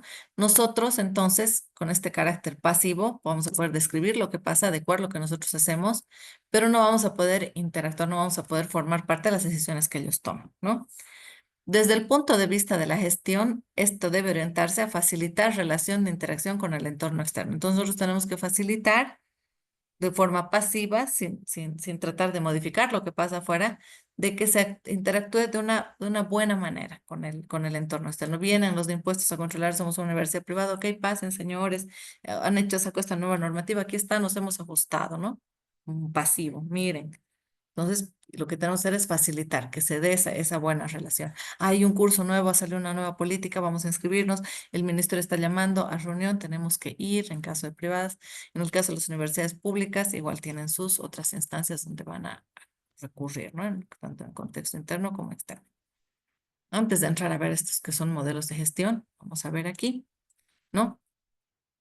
Va a ser importante que nosotros veamos que a partir de la segunda mitad del siglo XX, se habla recién de la gestión como un campo disciplinario estructurado, ¿no? Es decir, a partir recién del siglo XX, como vemos en esta otra diapositiva, vamos a poder recién decir que la gestión educativa, que el área de la gestión en realidad va a ser otro campo disciplinario, ¿no? Y ahí vamos a poder ver, obviamente, diferentes perspectivas, diferentes modelos que son los que les mencionaba hace un ratito, que vamos a ir viendo ahorita, ¿no? ¿Qué va a pasar? Vamos a tener nuevos propósitos, nuevas misiones en la educación a partir de la década de los 90, ¿no? A partir de la década de los 90, ¿qué pasa? Y nosotros empezamos a tener nuevas formas de ver la organización. Como hemos visto nuevas formas de ver lo que es la educación, se va a organizar también las instituciones educativas de forma diferente, ¿no? Mm tanto en lo que tiene que ver con relacionado a la a consolidación, por ejemplo, de espacios de participación y democracia entre las escuelas. Antes, por ejemplo, en la antigüedad, en América Latina, estaba permitido, digamos, que haya una participación, el cogobierno, por ejemplo, no. ¿No? Pero a partir de los años 90, de la década de los 90, en particular en Argentina, se dan unos procesos sociales muy interesantes, ¿no? Que llevan luego a lo que es las autonomías, a lo que es el cogobierno. ¿no? Y eso lo vamos replicando también en otros países en América Latina y no es algo distinto de lo que sucede en Bolivia, ¿no? Nosotros vamos a replicar, es como una corriente que va a ir por los diferentes países. Después de que sucede en Argentina, nosotros también aquí vivimos ese proceso. Entonces, cuando vivimos ese proceso, nosotros tenemos aquí en América Latina nuevos espacios de participación y democracia. O sea, ya no solamente la parte directiva, ¿no? Sino nosotros, los docentes, los estudiantes también tienen, ahí empieza a gestarse lo que es el cogobierno. Deciden quién va a ser definido como decano, quién va a ser definido jefe de carrera, director, no sé, depende de las autoridades que haya, ¿no? Y esto ocurre también, o sea, viene acompañado de un documento de la ORELAC UNESCO que nos habla sobre la educación y conocimiento, el eje de la transformación productiva con equidad, así se llama ese documento, que este documento lo saca la UNESCO en el año 1992, como dice acá, ¿ya? Entonces, ¿qué vamos a ver nosotros en este documento? Que a partir de este documento y de estas situaciones se generan reformas a nivel educativo, ¿no? Que muestran puntos de convergencia, puntos en que todas deben enfocarse, ¿no? Para lograr sus metas. ¿Y de qué nos hablan estos puntos? Nos hablan sobre el acceso a la educación, nos van a hablar sobre la calidad. El acceso a la educación, es decir, que es importante que se garantice el acceso a la educación para todos, ¿no? Eso nos dice ese documento de la UNESCO. Es decir, empieza a darse un proceso ya declarado por parte de la UNESCO de masificación de la educación. Perdón, se me ha secado la boca. Entonces, nos dice el acceso, tiene que ampliarse el acceso. La calidad en el servicio se tiene que mejorar, la calidad en los servicios educativos. Mejoramiento de los resultados. Entonces, para nosotros medir los resultados, tenemos que empezar a tener indicadores, ¿no? Entonces, cada vez se va volviendo más complejo también este proceso, igual que para las empresas, ¿no? Antes, tu producto tenía que estar bien hecho y tenían que estar bien descritos tus procesos. Pero hoy en día, como han avanzado las cosas, ¿quién necesitas tener indicadores para poder medir que tus procesos están bien o tus procesos están mal, ¿no? Entonces, eso te va a permitir medir en alguna medida también los resultados que tienes. Este documento también nos va a hablar sobre los sistemas de información a los usuarios. Es importante que tengas sistemas para que los usuarios puedan estar informados sobre las integraciones, también a nivel tecnológico, sobre los contenidos curriculares, ¿no? Que tienen que estar los contenidos curriculares adecuados a esta nueva realidad. Aquí yo les voy a mostrar otra vez este nuestro documentito sobre lo que nos dice es un poquito más a detalle también este documento, ¿ya? Aparte de los puntos que he mencionado, justo este documento de la UNESCO, Educación y Conocimiento, el eje de la transformación productiva, va a tener unos puntos clave que me parece importante que veamos, ¿no? Nos habla un punto es sobre la importancia de la educación, ¿no? ¿Qué nos dice? Para que los países puedan crecer económicamente, puedan desarrollarse también, porque el desarrollo no es lo mismo que crecimiento, ¿no? Económico, sino que puedan desarrollarse. El crecimiento tiene que ver con lo económico más que nada. En cambio, el desarrollo tiene que ver con el componente humano también. Entonces, cuando tú hablas de desarrollo y hablas de educación, hablas de acceso a a la salud, cuando tú hablas de desarrollo de un país, ya no solamente estás hablando del PIB, que es un indicador netamente económico, que es la cantidad de dinero por cada habitante, el PIB per cápita por cada habitante que tienes. Cuando tú estás hablando de desarrollo, ya te tienes que garantizar que la cantidad de personas que hay en tu país no solo tengan el mínimo de dinero para poder disponer o mucho dinero para poder disponer, sino que lo tengan acompañado de buena educación, acompañado de salud, acompañado de una mortandad baja, acompañado de un buen medio ambiente, ¿no? Que vivan en un medio ambiente que no esté contaminado, por ejemplo, ¿no? Entonces, eso se refiere al desarrollo. Para los países se dice hoy en día ya no es importante solo el crecimiento, sino que es importante el desarrollo también. Y el desarrollo sostenible. Y cuando hablamos de desarrollo sostenible, nos estamos refiriendo a que tú puedas tener todos estos indicadores, pero que los puedas asegurar a lo largo del tiempo. Es decir, que tengas acceso a educación, acceso a salud, acceso también al tema económico, pero sin depredar, por ejemplo, tu medio ambiente. Por ejemplo, porque cuando depredas el medio ambiente, si estás saqueando recursos, pero no estás generando algo a largo plazo, entonces eso no va a ser sostenible en el tiempo. Lo vas a tener ahora y después lo vas a perder. Entonces, tienes que volverlo sostenible. Entonces, la importancia de la educación, la importancia de que las personas, de que todos los estudiantes y los docentes entiendan eso, va a repercutir en la educación. Es decir, yo como docente tengo que enseñar a mi estudiante a cuán importante va a ser la educación para que se dé este desarrollo sostenible a lo largo del tiempo, para que garanticemos para las generaciones actuales y para las futuras también la educación, ¿no? Y que esto va a influir también en una transformación económica de los países, ¿no? Porque el desarrollo es eso, el desarrollo tiene que ver con el componente humano y también con el componente económico.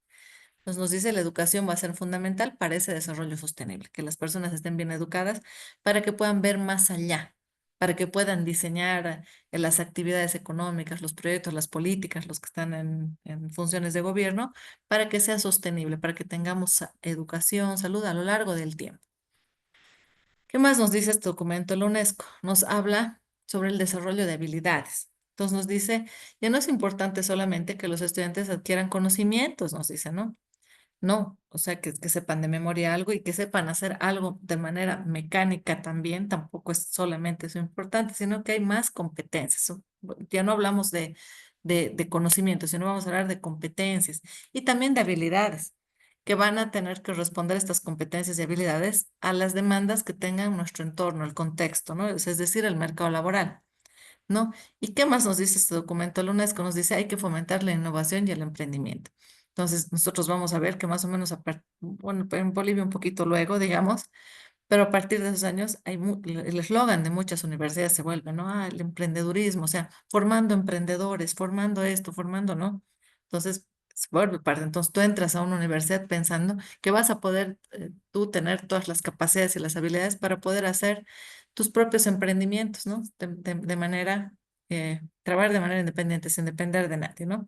Y fomentando la innovación, que la innovación tiene, lo van relacionando mucho con la parte hoy, si bien es otro punto dentro de este documento, pero se relaciona mucho hoy en día también con la parte tecnológica, ¿no? ¿De qué más nos habla este documento? La UNESCO nos habla sobre la equidad en el acceso a la educación, ¿no?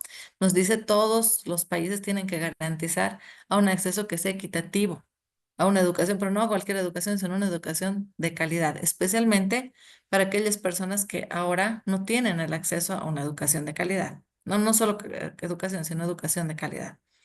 Entonces, llama a los países a que establezcan políticas, a que hagan acciones, a que para las personas más desfavorecidas se les garantice este acceso a la educación.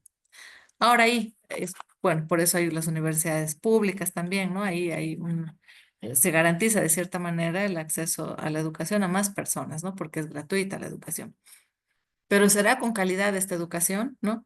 Y se empieza a hablar de estos tópicos ya más específicos. Por ejemplo, hay un señor, es un doctor, que es educador, también economista, el señor Rama, que nos habla justamente sobre la equidad en la educación, ¿no? Que la equidad en la educación tiene que ver con educación de calidad. ¿Qué pasa? Cuando los gobiernos no dan más presupuesto a las universidades, pero la matrícula sigue creciendo. Es decir, cuando tú como universidad sigues recibiendo nuevos estudiantes, nos dice, para las universidades se va a generar para las universidades, pero con el mismo presupuesto. Entonces vas a tener un docente ya no para 50, vas a tener un docente para 100, ¿no? Vas a tener un docente para 60 en la medida en que vaya aumentando tu matrícula, ¿no? Tú tenías este laboratorio para 50, pero ahora te servirá el mismo laboratorio para 100, para 200, ¿no? Tú tienes esta cantidad de equipos de computadoras para tantos, ahora te servirá para tantos. Tenías una capacidad de conexión a Internet para 100 personas, ahora tienes 200, ¿no? Entonces, ¿qué nos dice este señor? Se va generando aquí una correlación negativa entre la calidad educativa y el crecimiento de la matrícula. Es decir, va creciendo la matrícula, si bien esta otra variable no se modifica, no se cambia, lo que es la subvención que da el Estado, si no se modifica esta otra variable, entonces lo que va a hacer es, va a bajar la calidad educativa. Entonces va a haber entre calidad educativa y el incremento de la matrícula, va a haber una relación inversa. A medida que incremente más la matrícula, va a ir disminuyendo la calidad educativa. De hecho, hay una charla así larguísima que da este señor Ram. Les voy a subir el videíto yo para que ustedes la puedan ver. Entonces, aquí es donde la gente dice, bueno, no necesariamente es el acceso, sino tiene que ser la educación tiene que ser de calidad para estos grupos desfavorecidos, no solamente que tengan acceso a la educación, sino que sea buena educación. Y los gobiernos empiezan a trabajar en pro de eso, ¿no? ¿Qué más? Nos habla sobre la educación continua, ¿no? ¿Qué es la educación continua? Es el long life learning que dicen, ¿no? De los estadounidenses. Es una nueva idea de que promueve que ahora la educación tiene que ser a lo largo de toda la vida, ¿no? Entonces nos dicen, ¿por qué debería ser así la educación a lo largo de toda la vida? Porque nos tenemos que adaptar a este nuevo mundo, esta nueva realidad que es cambiante. Antes, ¿qué pasaba con la educación? Hagamos un análisis. Antes la educación tenía que ser para ese momento, ¿no? Yo agarraba, estudiaba primaria, secundaria y listo, licenciatura. Y mucha gente ya no avanzaba más, no hacía diplomados, no hacía cursos, no había la necesidad, porque lo que habían aprendido en la universidad era suficiente, su entorno no iba a cambiar más, era estático. A partir aproximadamente de los años 70, que se va masificando lo que es la tecnología, que más gente puede acceder a la tecnología, ¿no? Y va creciendo, hay un boom del tema de la globalización en el mundo, entonces esta situación va cambiando, ¿no? Entonces, y ahí nosotros nos vamos adecuando incluso a cambios que se dan en otros continentes, en otros países, nos tenemos que ir adecuando con mucha rapidez. Entonces, a partir de estos cambios, la educación ya deja de ser estática, ¿no? Y se vuelve continua. Es decir, ya lo que yo aprendí en la universidad no me va a servir para siempre, me tengo que seguir capacitando. Entonces, voy a hacer diplomados, voy a hacer maestrías, tengo que hacer cursos, tengo que ir ampliando siempre mis conocimientos para irme adecuando a esta nueva realidad. Para el ámbito de la docencia, de la educación, ¿será esto cierto? Sí. Para el ámbito en particular de los docentes, completamente cierto, ¿no? Imagínense si no nos capacitamos en inteligencia artificial, ¿no? Cómo funciona la inteligencia. Si no entiendo yo como docente que ante la existencia, porque no puedo hacerla desaparecer, la inteligencia artificial, ante la existencia de esta nueva realidad, yo tengo que cambiar mis métodos de evaluación, seguramente la forma en que las cosas que le pido a mis estudiantes para poder evaluar su trabajo de una forma correcta, ¿no? Entonces, a eso se refiere la educación continua. Es importante aprender a lo largo de toda la vida. Ahora, hay otras corrientes que nos dicen también, todo esto de que establece la UNESCO tiene que ver con una explotación de las personas, con una explotación del capital humano en pro de que las empresas se hagan ricas, de que los países se hagan ricos, ¿no? A costa de nuestro trabajo, dice, ¿no? Entonces, las empresas nos obligan a educarnos a lo largo de la vida, de toda nuestra vida. ¿Para qué? Para ellos hacerse más ricos. Y no debería ser así, ¿no? Están explotando nuestras mentes, están explotando o sea, nos están quitando parte de la vida en pro de que nosotros aportemos a este sistema capitalista, ¿no? Entonces, no debería ser así. Hay otras corrientes que dicen eso, ¿no? Que la UNESCO y todas estas, el Banco Mundial, estas organizaciones internacionales, de hecho, han aportado para la gestación de este nuevo modelo por competencias, pero con estos fines, ¿no? Con estos fines de explotación de las personas, ¿no? Pero bueno, esto es lo que dice el documento de la UNESCO. ¿Qué más? La colaboración entre sectores. Nos dice que tiene que haber colaboración entre diferentes áreas, ¿no? Cuando hablamos de áreas, nos decimos, la educación tiene que recibir apoyo de quién, del Estado, del gobierno, ¿no? También tiene que estar inmersa en lo que es la industria. ¿Para qué? Para que la educación se vaya alineando a las necesidades que tiene nuestro país, que tiene el desarrollo productivo de los países. Es importante. Aquí, por ejemplo, respecto a este punto hay mucha crítica, ¿no?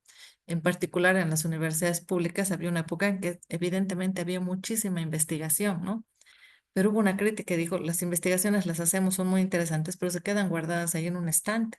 Entonces, si la investigación, estas subvenciones que recibimos nosotros para investigar, no están generando un impacto en la comunidad, entonces no estamos nosotros con una correcta relación con la industria, ¿no? Con el gobierno, entonces con la parte productiva, ¿no?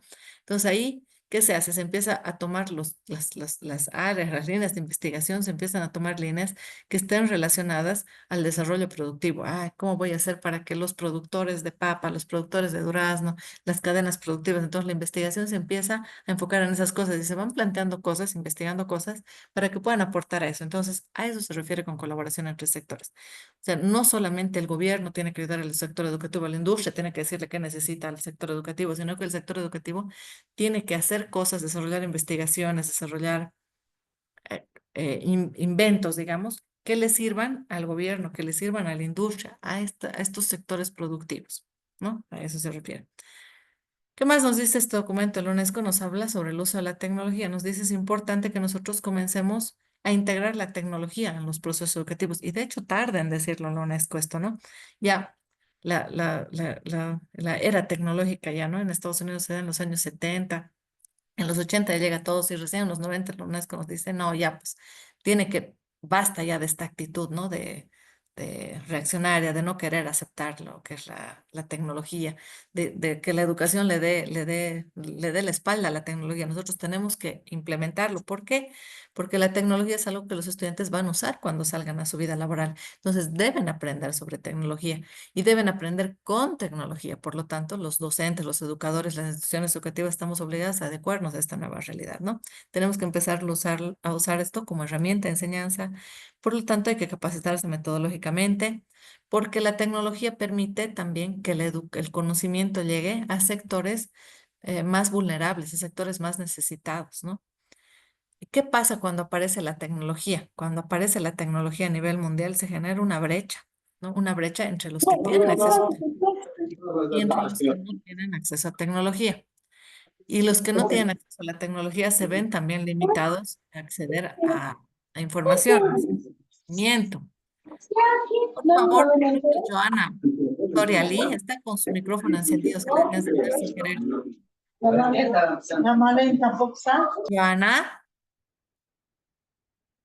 gracias, creo que ya apagó. Gracias, dicen Joana. Entonces, ¿qué pasa? En ese momento se genera una brecha, ¿no? Se genera una brecha entre los que tienen acceso a la educación y los que no tienen acceso a la educación. Y a la tecnología, perdón, los que tienen acceso y no a la tecnología. Porque podían tener acceso a la educación, pero una educación ahí en provincia, en el lugar donde vivían, pero sin acceso a la tecnología. Pero ¿quiénes acceden a más conocimientos? ¿Quiénes están en una ventaja competitiva luego cuando salen a entornos laborales? Los que tenían acceso a la tecnología, ¿no?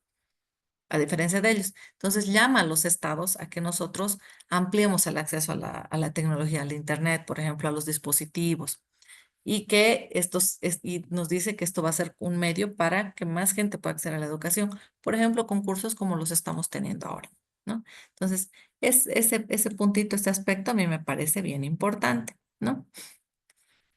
Ahora vamos a ver, vamos a ver diferentes maneras de definir la gestión según cuál sea el objetivo y los procesos que estén involucrados. Y vamos a verlo en este cuadrito, ¿no? Si vamos a tener una perspectiva que va a estar centrada en la movilización de recursos, en que nosotros movamos los recursos, ¿cómo se va a definir la gestión para esa perspectiva? Si yo quiero eso en mi institución. La gestión va a ser la capacidad que yo voy a tener de articular esos recursos, ¿no? Para lograr lo que yo deseo. Entonces, si mi perspectiva está centrada en movilización de recursos, eso va a ser gestión. Ahora, si mi perspectiva va a estar centrada en priorizar procesos, en qué procesos yo tengo que, dentro de mi institución, qué procesos tengo que priorizar sobre los otros, la gestión se va a definir como generar y mantener recursos y procesos en una organización para que ocurra lo que se ha decidido que ocurra. Entonces, si yo voy a estar enfocada en mis procesos, voy a tener que ver la manera, las formas, los pasitos que voy a tener que seguir para generar y mantener mis recursos y mis procesos. Ahora, si mi perspectiva va a estar centrada en interacción de los miembros, es decir, en las personas, lo que va a hacer es la capacidad de articular representaciones mentales de los miembros de una organización, ¿no? Es decir, que yo voy a tener que articular la representación mental que tengan cada uno de ellos. Voy a tener que ellos se alineen con una representación mental para que vayan en función de lo mismo, ¿ya? Ahora, si la perspectiva va a estar centrada en la comunicación, la gestión va a ser que la capacidad que yo voy a tener como persona, como equipo, de generar y mantener conversaciones entre todos para que podamos actuar.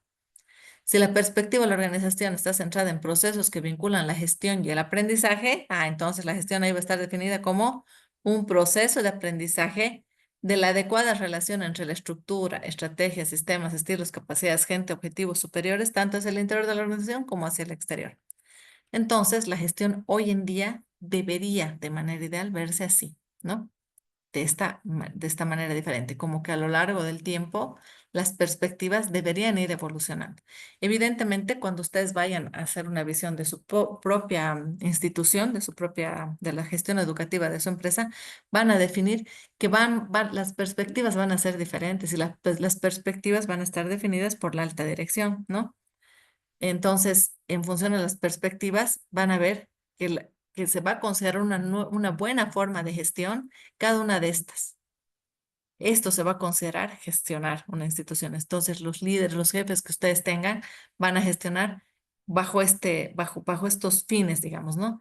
Si va a ser considerado un buen jefe, una buena gestión cuando la persona está articulando los recursos para lograr lo que se desea, si es movilización de recursos. Priorización de procesos cuando genere y mantenga procesos, una persona que se ocupe de los procesos, de los pasitos que se siguen para hacer cada cosa, ¿no? De la interacción de los miembros una persona que sepa unir a su equipo, que todos den opiniones y que esas opiniones sean tomadas en cuenta, ¿no? Y así, comunicación que se puedan mantener, que yo sea capaz cuando yo sea capaz de generar esos espacios de comunicación, cuando la perspectiva está centrada en la comunicación, ahí voy a estar haciendo una buena gestión. Pero si yo quiero procesos que vinculan la gestión y el aprendizaje, como se dan en las instituciones educativas, debería ser esto, ¿no? Un proceso de aprendizaje de la adecuada gestión entre todas estas partecitas, estos subsistemas, ¿no? Que para lograr los objetivos, tanto hacia adentro de la organización como hacia afuera. Entonces va a variar, ¿no? Estas diferentes perspectivas van a incluir cosas como estamos viendo el aprendizaje, la generación de los valores, una visión compartida, las interacciones que van a haber entre las personas y las representaciones mentales. Básicamente en eso se va a enfocar, ¿no? Todo esto, de alguna manera, está relacionado con hoy en día el mundo educativo, ¿no? Claro que sí. Las representaciones mentales, el tema de valores, los modelos por competencias están relacionados, ¿no? Y eso nos va a poder dar una pauta para poder nosotros hacer una buena gestión educativa. Entonces es importante, y yo les voy a dar eso de tarea, se los voy a poner de hecho en la plataforma, que cada uno de nosotros sea capaz de identificar, ¿no? ¿Qué es la gestión? ¿Cómo definen ustedes? Que ustedes me hagan su propia definición de gestión educativa a partir de lo que hemos visto. ¿Cuál creen ustedes que sería una buena definición de gestión educativa que pueda expresar las ideas a través de la experiencia con lo que hemos manifestado? ¿O cuál de los conceptos de estos que hemos visto, que es otra buena pregunta también, de gestión educativa se adecua a las instituciones donde ustedes cada uno están trabajando? Y para eso van a tener que ver hacia arriba, ¿no? Van a tener que ver hacia arriba y determinar o ver con claridad qué en particular, qué está buscando la institución, cuáles son los objetivos, qué identifica como una buena gestión. Entonces, ese tipo de liderazgos también se van a ir formando en esas instituciones, ¿no? Así como les daba los ejemplos, ¿no? De los modelos educativos. Nosotros hemos pasado de modelos educativos perdón, de modelos económicos, tal vez mucho más rígidos, a modelos económicos que son más flexibles hoy en día, ¿no? ¿Por qué? Porque se han visto, nosotros vamos viendo los defectos de lo que hay antes, ¿no? De lo que ha pasado antes, los defectos, las cosas que les faltaban, y han habido crisis, ¿no? Y a partir de esas crisis hemos ido planteando nuevos modelos económicos y otra crisis y algo malo y otro nuevo modelo y así seguimos avanzando a lo largo de la historia de la humanidad. Con los modelos educativos no ha pasado una cosa muy distinta, ¿no? Si bien los cambios, el tema educativo tiene que ver con lo cultural, ¿no? Y los cambios culturales sabemos que son lentos, ¿no? Entonces, si bien en temas de la educación ha sido más lento, digamos, el avance, pero también hemos ido cambiando de modelos educativos, ¿no? Es decir, las formas, cómo es correcto enseñar, ¿no? Hemos sido de modelos educativos muy tradicionales, ¿no? Como el conductismo, seguramente, después hemos pasado el cognitivismo, ¿no? Y después hemos ido evolucionando a modelos más actuales, ¿no? Modelos más actuales, como por ejemplo el constructivismo, que ha sido un cambio ahí fundamental, o los basados en el constructivismo, que uno de ellos es el modelo por competencias. Y lo mismo va a pasar, no, exactamente lo mismo pasa con lo que son los modelos de gestión educativa. Se ha avanzado así por modelos, ¿no? Entonces, van cambiando los modelos porque se van encontrando mejores formas de hacer las cosas, ¿no? Entonces, las de los años 50 no van a ser los mismos que las actuales, ¿no? Las formas en que se críe correctamente que se hagan las cosas. Antes, mucho más autoritarias, ¿no? Hoy en día, mucho más democráticas, mucho más participativas las formas de gestionar las instituciones. Y en particular, cuando hablamos de educación, no va a ser diferente. Entonces, vamos a ir a los modelos. Justamente este señor Juan Casasus, que es la diapositiva que estamos viendo hace un ratito, que aquí están detallados cada uno, ¿no? Vamos a tener el normativo, que es de los 50 a los 60, el prospectivo, que es a partir de los años 70 para adelante, el estratégico de los 80 para adelante, el estratégico situacional, que aparece más o menos a mediados de los 80, el de calidad total a partir de los 90, que el de calidad total que el de calidad total es como una corriente que se da también en las instituciones educativas, pero también en otro tipo de empresas, como una moda, ¿no? el de la reingeniería, que aparece más o menos a mediados de los 90, y el comunicacional, ¿no? Que es uno de los más actuales. Entonces, aquí está cada uno de ellos. Está como que resumido cada uno de ellos y les voy a ir explicando, pero les voy a ir explicando en este, me ha bajado esta cosita, en este otro, ¿no? En la diapositiva de aquí, donde están un poquito más desarrollados y los años un poquito mejor especificados, ¿no? Vamos a ir viendo entonces estos modelos de gestión, ¿no? Son 7 modelos en total que vamos a ver y cada uno nos va a dar un diferente marco conceptual, ¿no? Tanto de técnico o instrumental, ¿no? De que es aceptado para poder nosotros gestionar de forma adecuada un cambio en las instituciones, ¿no? Entonces vamos a ir viendo, ¿no? Cada uno de estos entonces nos va a decir cómo nosotros tenemos que actuar para hacer una buena gestión, una buena administración, ¿ya? Entonces vamos a ver primero el modelo normativo, el modelo normativo que va a aparecer en el año 1950 y va a estar todavía vigente hasta aproximadamente los años 1970, ¿no? ¿Qué hace? Esta visión le da racionalidad al ejercicio de gobierno, ¿no? Entonces nos habla de estructuras que son muy, muy verticales, ¿no? Dice que tiene que haber un buen, con autoridad, un buen liderazgo para que nosotros podamos alcanzar los objetivos que tienen las empresas, ¿no? Entonces, ¿con qué trabaja básicamente esta racionalidad en el ejercicio del gobierno? Va a trabajar con proyecciones. Eso se hace todavía ahora, ¿no? Tendencias a mediano plazo o inclusive a largo plazo, ¿no? Para programar.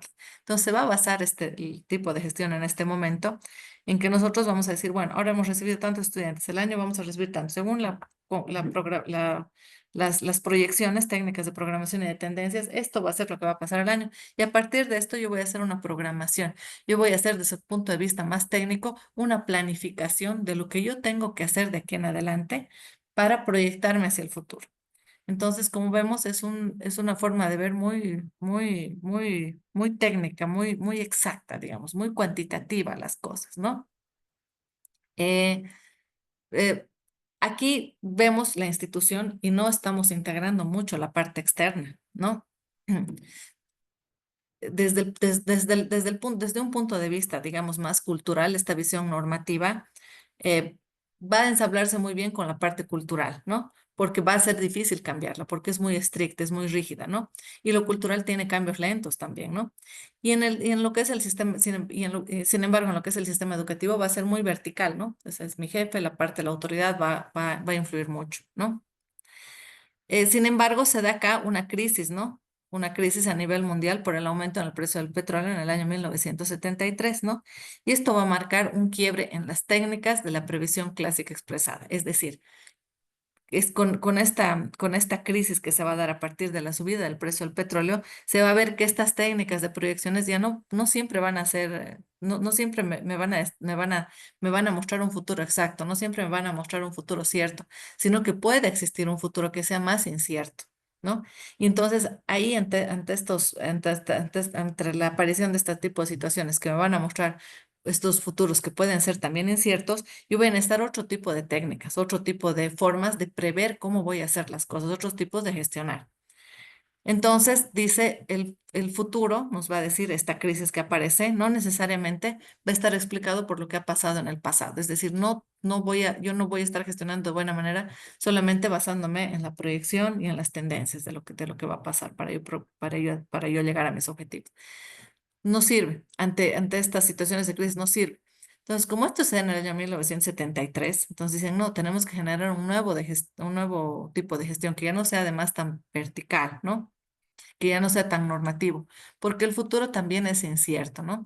Ahí recaía mucho la autoridad sobre la parte directiva. Después se plantea el modelo prospectivo a inicios más o menos del año 1970, ¿no? Entonces aquí ya hay una necesidad de considerar la idea de futuras, de alternativas para el futuro en la planificación para reducir esta incertidumbre que puede existir, ¿no? Como esta que pasó en la subida de los precios del petróleo, que cambió el panorama para muchísimas empresas, ¿no? Entonces, acá está este modelo prospectivo, nos dice, nosotros tenemos que tratar de flexibilizar la planificación, no tiene que ser tan rígida como antes, sino tratar de flexibilizarla. Tenemos que tener un criterio más prospectivo, ¿no? Entonces, acá hay un señor que es Michael Godet, quien formaliza este método. Y este método que hace es plantearte diferentes escenarios que pueden suceder. Entonces, tú vas a tener diferentes estrategias, diferentes formas, y ya no va a ser un único futuro que vas a tener previsto, sino vas a tener diferentes futuros previstos y formas de actuar, formas de ver estos, formas de actuar ante estas diferentes situaciones, ¿no? Entonces, ¿qué nos da este señor? Nos da una técnica a partir de matrices que van a ir relacionando el impacto que van a tener las variables. Si pasa esto, puede suceder esto. Entonces, vamos a tener una mejor idea de lo que se puede hacer. Y si hacemos esto, ta, ta, ta. Entonces, la gestión se va a volver eso, se va a volver en la capacidad de generar estas matrices donde tú puedas ver las diferentes opciones y puedas tener claras las variables. Y si se mueve qué variable, qué va a pasar. Entonces, de alguna manera, con esto, con la generación de esta matriz, con el considerar estos espacios diversos, tú vas a poder tener poder tener más claridad respecto a la incertidumbre, vas a bajar un poquito la incertidumbre porque vas a haberte planteado en esta matriz varias situaciones, varias posibilidades, ¿no? Entonces, este señor nos da varios métodos para nosotros poder hacer esto, ver todas estas posibilidades. Y hay muchos más, ¿no? El método Delphi, el abanico de Reiner, entre otros, ¿no? Entonces, es el método prospectivo de la gestión. ¿Qué más? Después aparece el método, el modelo estratégico, aproximadamente a mediados de los años 70.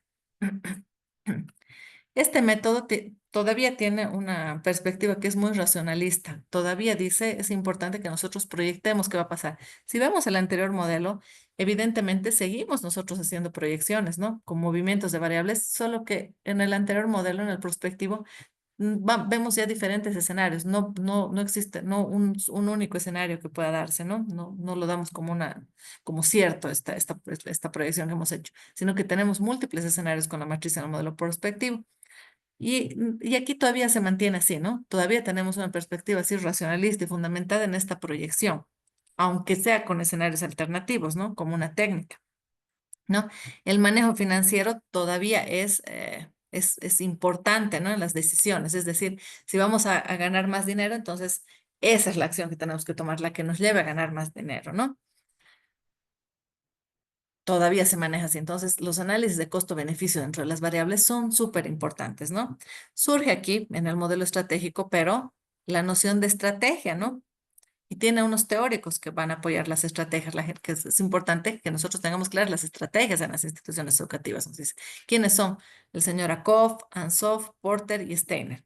Nos dice que tiene que haber una estrategia, porque nosotros tenemos que tener como una táctica para actuar ante las diferentes situaciones, ¿no?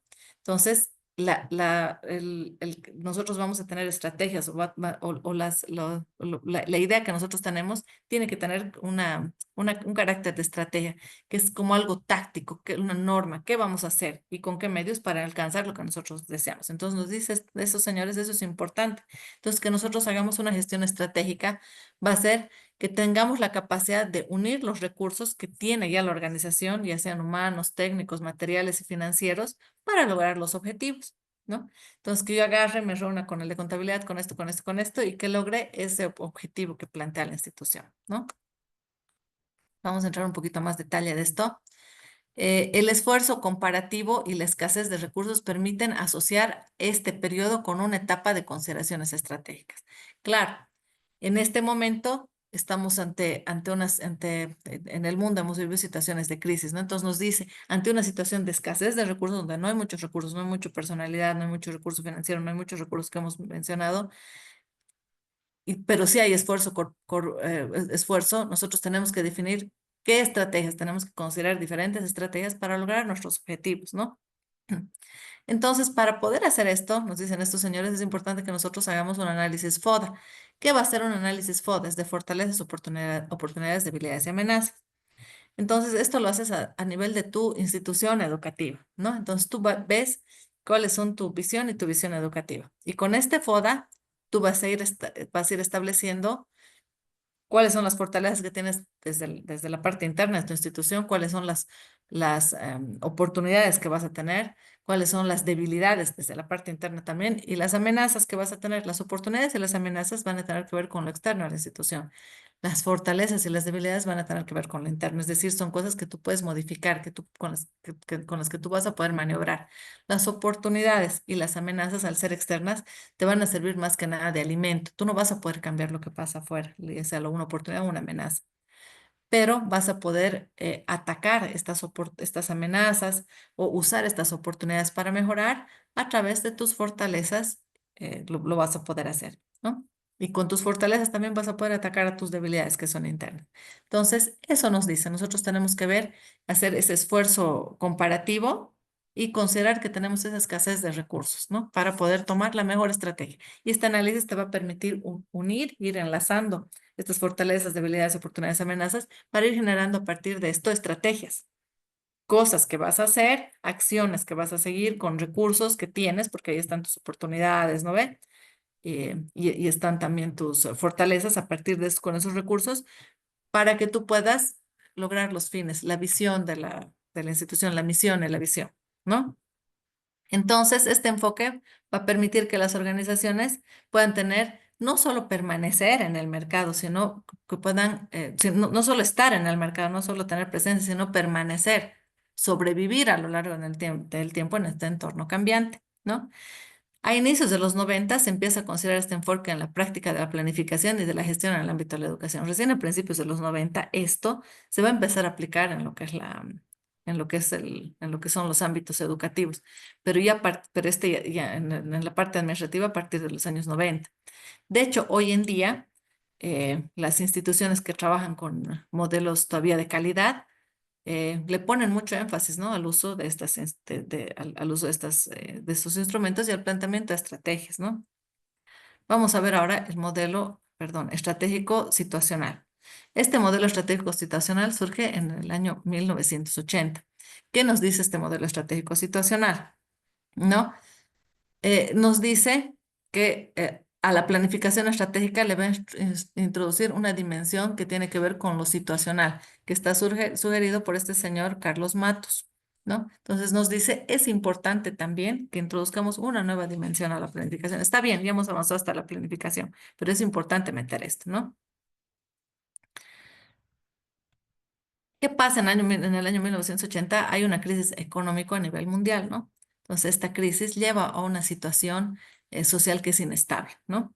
Entonces, ¿qué plantea este modelo? La planificación situacional reconoce no solo el antagonismo de los intereses de los actores en la sociedad, sino que además del tema de viabilidad política se plantea la viabilidad técnica, económica, organizativa e institucional.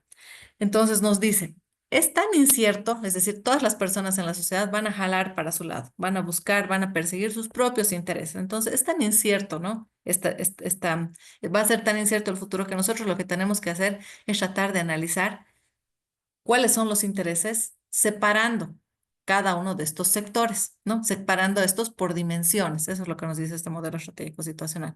Entonces, yo voy a tener una dimensión que se va a llamar la dimensión técnica, la dimensión económica, la dimensión organizativa, institucional. Yo a partir del análisis de mi contexto voy a poder actuar en cada una de estas dimensiones y así voy a poder abordar con la identificación de estas dimensiones los problemas, ¿no? Que yo voy a tener para lograr llegar a mis metas, a mis objetivos, para que yo tenga el futuro deseado, ¿no? Entonces, se adquiere el carácter de situación en relación al actor y a la acción del actor, ¿no? Eso es un modelo estratégico situacional, es decir, yo voy a ver, voy a analizar estas cosas que hay a mi alrededor, que los vamos a analizar después cada uno de estos aspectos, cada uno de estos componentes. Eso está en otra diapositivita. Vamos a ver qué plantea también el modelo de la calidad total. El modelo de la calidad total es un modelo que se aplica hoy en día también a muchas instituciones educativas, ¿no? De hecho, ha salido una normativa recientemente que tiene que ver con calidad para instituciones educativas. Antes no había, era para procesos.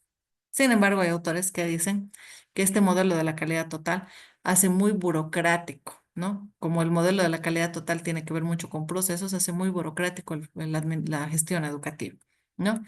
Pero bueno, vamos a ver las raíces del modelo de la calidad total. Va a tener sus antecedentes, ¿no? Y entre los principales teóricos y sus antecedentes van a estar en Japón, en estas grandes empresas, ¿no? No de servicios, sino de productos, ¿no? Vamos a tener también algunos los principales que lo van a promover, ¿no? El americano Deming, Juran, ¿no? En la década más o menos de 50 ellos proponen la filosofía, de hecho, de la calidad total en la organización del trabajo, ¿no? Porque decían que así las empresas eran mucho más eficientes, las personas eran mucho más productivas también, ¿no? ¿A qué se refiere entonces la calidad total? Se refiere a planificar, controlar la mejora continua. Es decir, que yo planifique cómo voy a mejorar y siempre estar pensando en cómo voy a mejorar, cómo voy a hacer mejor las cosas y que la pueda controlar, que se estén haciendo las cosas tal cual las he planificado, ¿no? Entonces, así se introduce estratégicamente la visión de la calidad total, ¿no? En las organizaciones. Vamos a ver ahora entonces los componentes, perspectivas y principales exponentes, ¿no? Los componentes centrales van a ser identificar los usuarios y sus necesidades. Es decir, nosotros vamos a ver cada área como un subsistema y cada uno de estos subsistemas va a tener sus propias necesidades y va a tener sus propios usuarios que se van a alimentar además de lo que las otras áreas le alimenten a ella, ¿no? Entonces, eso, nosotros el poder identificar los usuarios y las necesidades que tienen, que necesitan de las otras personas o las otras áreas va a ser fundamental, ¿no? Diseñar normas y estándares de calidad va a ser importante. Ahí salen, ¿no? La norma ISO 9001 y las otras, hay una que, como que les comentara también en la educación, las normas para empresas productivas. Entonces, es importante que para que tú puedas definir si hay o no hay calidad, o para que tú puedas llegar a un estándar alto de calidad, tú tengas una norma, un estándar donde te diga cómo deberían ser determinados aspectos de tu organización. Y también es importante aquí que tú diseñes, como les decía, procesos, entonces procedimientos para la calidad. Entonces tú vas a hacer, pucha, un gran papeleo, ¿no? Donde vas a decir esto va aquí y después va allí y este es el registro que se va a usar, ta, ta, ta, ta, ta. Y después yo paso aquí y esto que yo entrego le sirve de alimento a otro y así, así. Y que con toda esta organización tú vas a llegar a la calidad total, ¿no? En los sistemas educativos, entonces, como en los sistemas educativos, tú no estás produciendo, no sé, autos, sillas, nada de eso, se va a orientar, tú estás dando un servicio, ¿no? Es un servicio que se da, se va a orientar más a los procesos, ¿no? A que tú hagas procedimientos, entonces, donde diga lo que tiene que hacer cada una de las personas, ¿no? Es importante que dentro de estos procesos estén detalladas acciones, pero que tiendan a disminuir la burocracia, es decir, que vaya y vuelvan los papeles muchas veces, ¿no? Que tengan N firmas, que tengan a disminuir también los costos, ¿no? Que haya mayor flexibilidad a nivel administrativo, operacional, que haya un aprendizaje continuo, un aumento de la productividad y creatividad en los procesos. Eso, en lo que son los entornos educativos, eso es lo que se busca, ¿no? Los principales exponentes de calidad, Joseph Duran, Edward Deming, Phillips Crosby y Peter Senge.